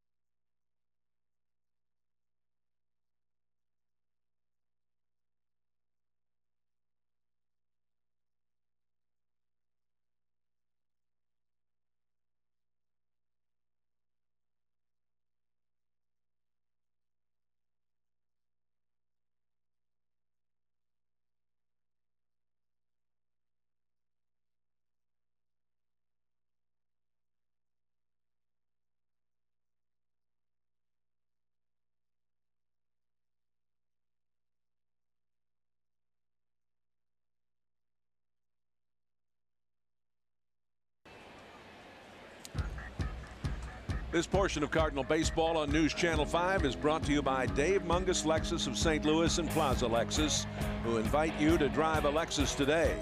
By Amco Transmissions and a whole lot more. And by Ameren UE, we listen, we respond, we deliver. This is Alex Romero at the plate. And Trevor Miller is the new pitcher. Romero, another Venezuelan. He's batting .273. 1 ball and 1 strike. This guy Romero is very interesting in the box. He's very animated. He moves around a lot. Be kind of agitating, I think, to a pitcher. But nothing seems to bother Trevor Miller, particularly left-handed batters. He's been so good against left-handers all year long. And a sidewinder is in there. Strike 2. Romero has hit safely in 4 of his last 7 games, batting .286. A lot of left-handers we talked about in this Arizona lineup. Strikeout.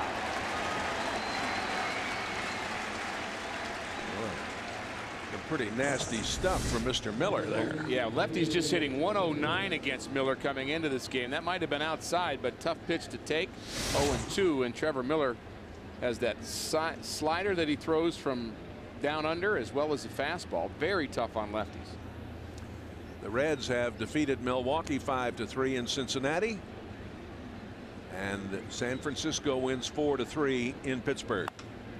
Here's a shot into left. Ankiel coming on. He's there.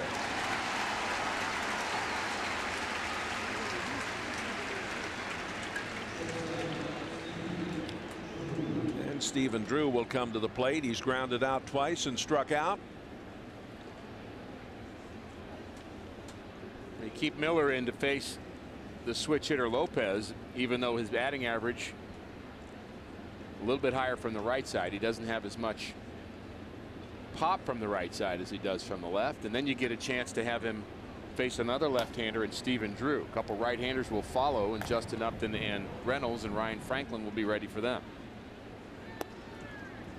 In for a strike from Miller, who is now 36 years of age, 36 last May, from Louisville, Kentucky.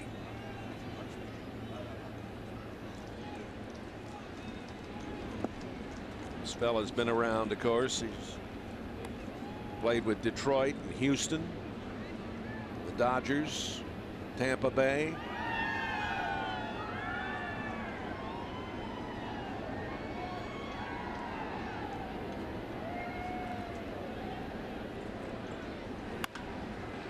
Shot into right. That'll go into the corner. And it's a double. I was about to say it was a stand-up double, but he wanted to slide.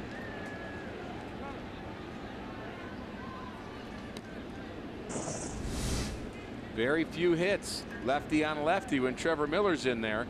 Occasionally tries to bring that fastball in on the hands of a left-hander, and Drew, looking in, pulls it into the right field corner. And I think Trevor Miller's afternoon is through. Just been outstanding out of the bullpen for Tony La Russa, but I believe we're going to see Ryan Franklin here.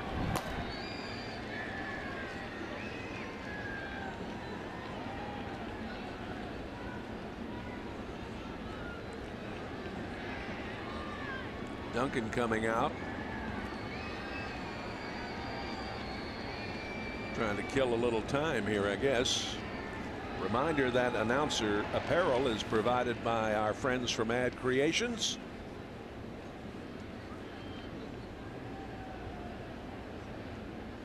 Very interesting that Dave Duncan is the one making this trip right here. Usually Tony La Russa makes the pitching change. Trying to buy a little time, Rick.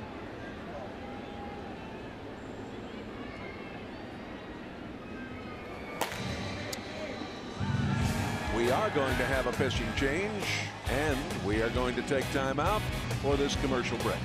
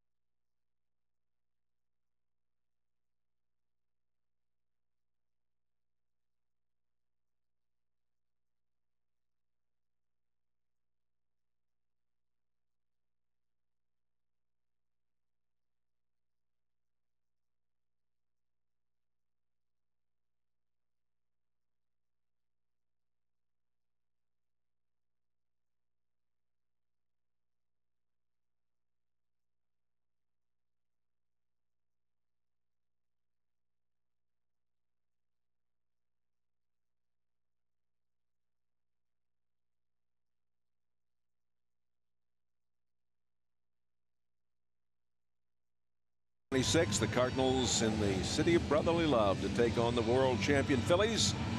Cards and the Phillies coverage begins at noon right here on your home for Cardinal baseball, News Channel 5.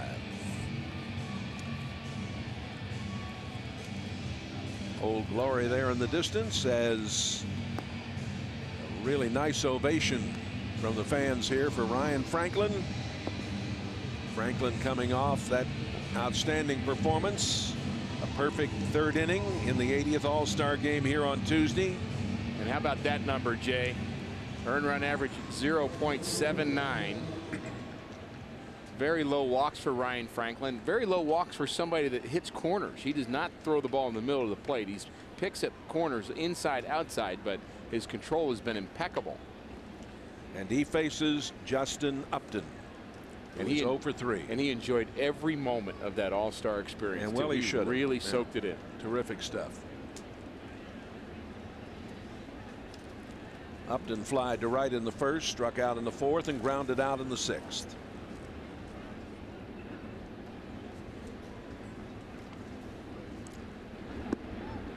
In for a strike.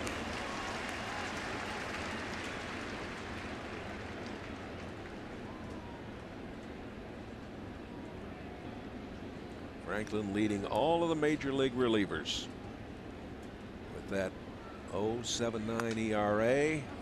This is foul. Big moment in this game here with Franklin coming in the 8th inning, so it won't be a 2-inning save, but he'll have to pitch more than 1 inning. A lot of closers won't do that, can't do that, whatever you want to say, but I think Tony La Russa wants this game. He wants this series. And Cardinal bullpen's pretty rested, I would say. And I think thanks to Chris Carpenter and Adam Wainwright and Joel Pinheiro today with 7 strong innings, where he gave up just 5 hits, no walks, 3 strikeouts. Cardinal bullpen is ready to go. Well, back in the day, it wasn't unusual for your closer to pitch 2 innings, but not anymore, as you mentioned. And a strikeout.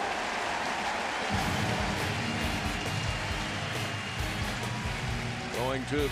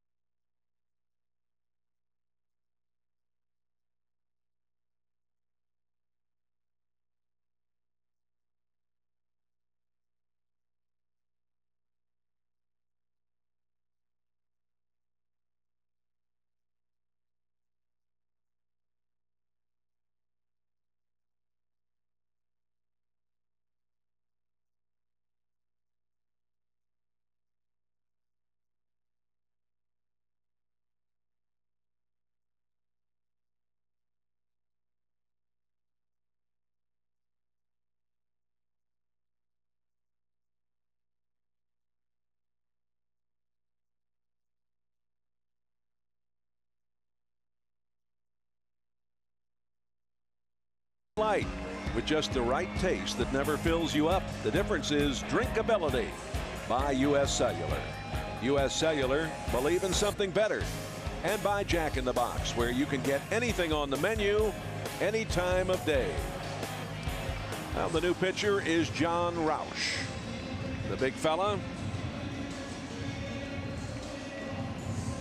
Roush has held opponents scoreless in 9 of his last 11 outings.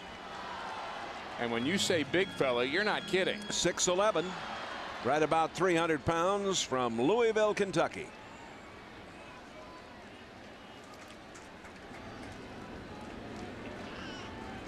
Albert standing in there. Takes one low. Today's attendance 41,759. Somebody's got to be the tallest player in Major League history. And he's him. And he's here. He's pitching. Imagine being 6'11", how downhill that ball must look to Albert Pujols.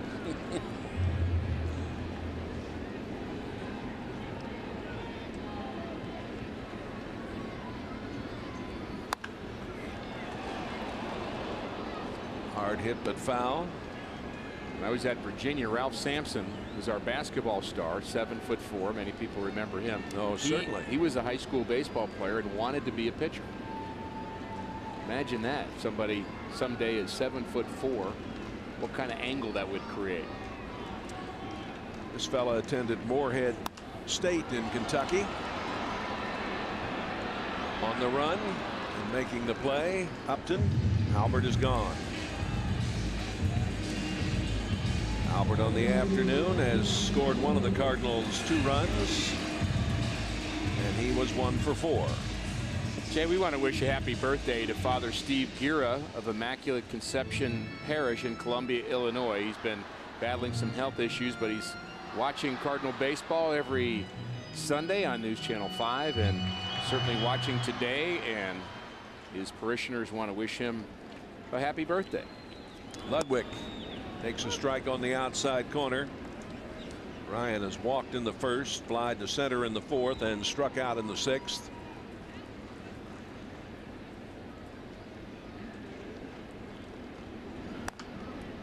On the ground, third baseman Reynolds throws him out. 2 away.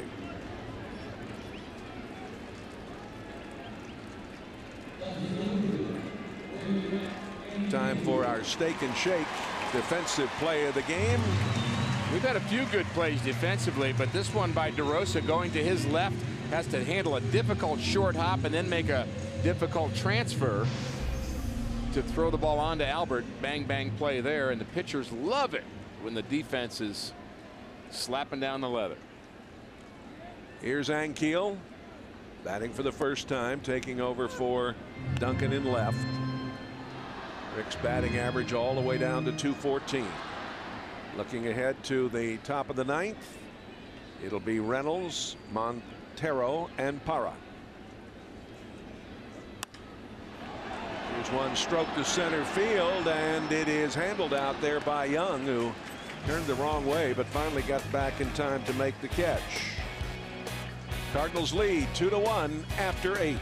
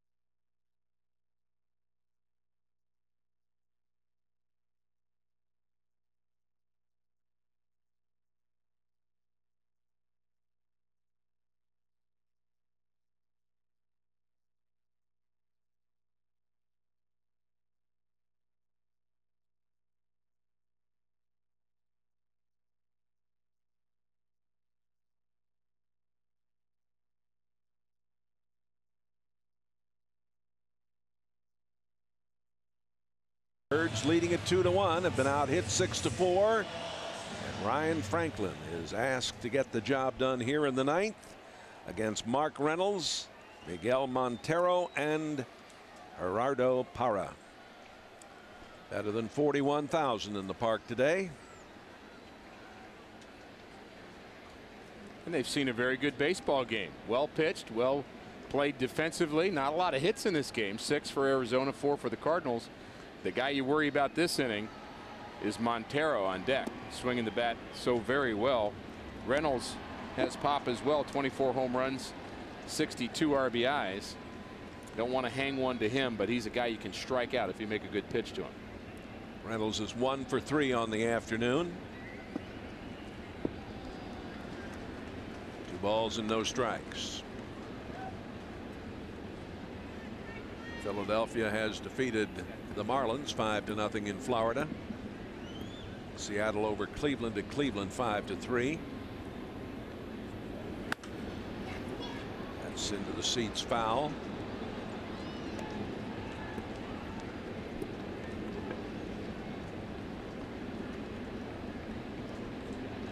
Has a couple of hits in his career against Ryan Franklin.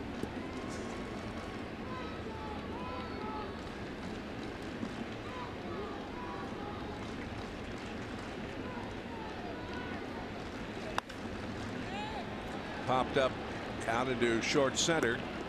Obi Rasmus coming in, and he makes the play. He might have gotten away with one there. I think he hung that pitch just a little bit. Reynolds kept his hands back on it, but it just was crowding him just a little bit too much. He couldn't get his arms extended on the swing. I think Franklin might have gotten away with a pitch there. Montero, who has homered in the first 2 games of this series, grounded out in the second, singled in the 5th, and flied to center in the 6th. And Molina out to talk to Franklin. Montero's home runs, one went the other way on a pitch middle away that he drove into the Arizona bullpen in left field, and then he hit a pitch down and in off of Adam Wainwright off of the foul pole, netting by the foul pole down the right field line. So I think Molina not really sure how to pitch to Montero. He's shown power both directions, and you just have to be careful with him. You always got to be careful with their hottest hitter. And right now it's Montero. That's wide.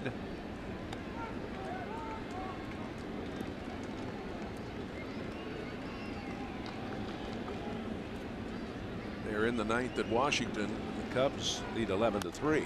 That's foul back. Pretty good swing there as well.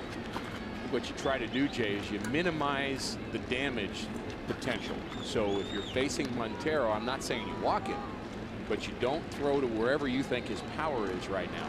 If he's going to get a base hit, he'll get a base hit. Don't walk him. That's no good either. Stay away from his power. 2 balls and a strike.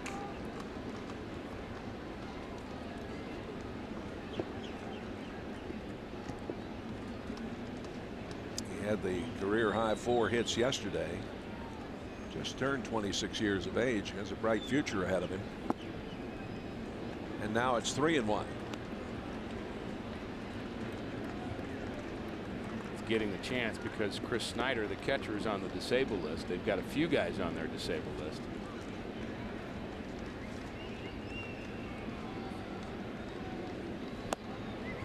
In for a strike. Connor Jackson, their first baseman, has been out. He has something called the Arizona Valley fever, which doesn't sound very good. He's had it for a long time. He's been out over 50 games, and Brandon Webb's been hurt. So Webb out of action. That's why we saw Petit today. We'll do it again. Franklin almost got him there, just barely got a piece of that.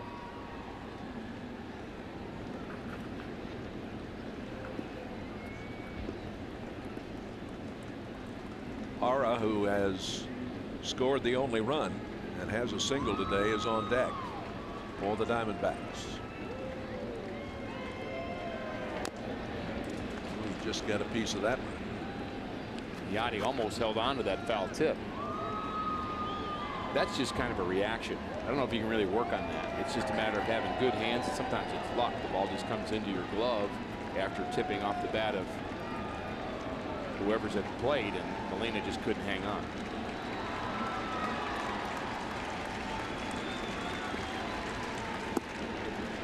The walk.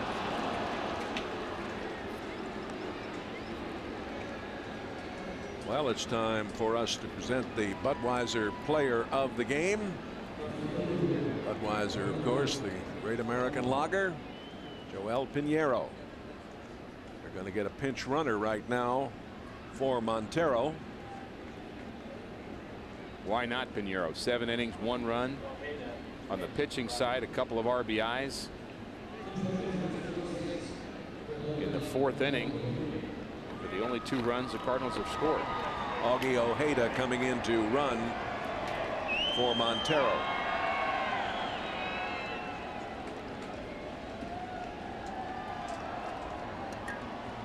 Here is Parra, singled in the 1st, reached on a fielder's choice and scored in the 5th and grounded out in the 7th. Franklin has a very good pickoff move to first. I'm not sure that was his best move there, as he was keeping Ojeda close, but he's got very quick feet and he's picked off quite a few runners. Wouldn't that be something? Strike on the inside corner.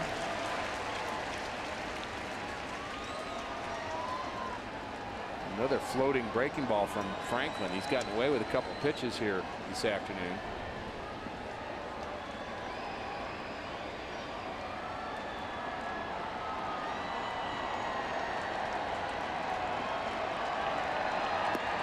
That's a beauty. 0-2. Ojeda has 2 stolen bases in 3 attempts. He's down there at first, representing the tying run. Chris Young is on deck. He's 1 for 3 this afternoon. Oh, just missed. 1 ball and 2 strikes.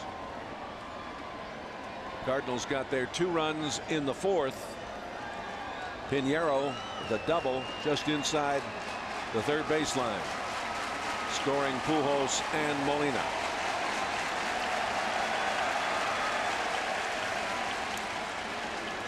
There's that quick move, quick feet, snap throw.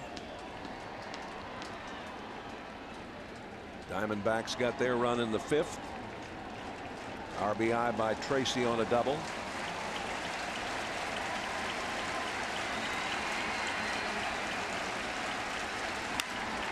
Down to Albert. On to second. Double play. Cardinals win.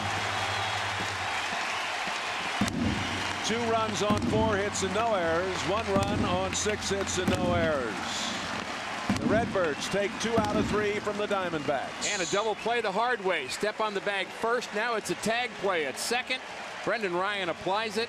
And Ryan Franklin gets a big ground ball to end this game, picking up save number 22.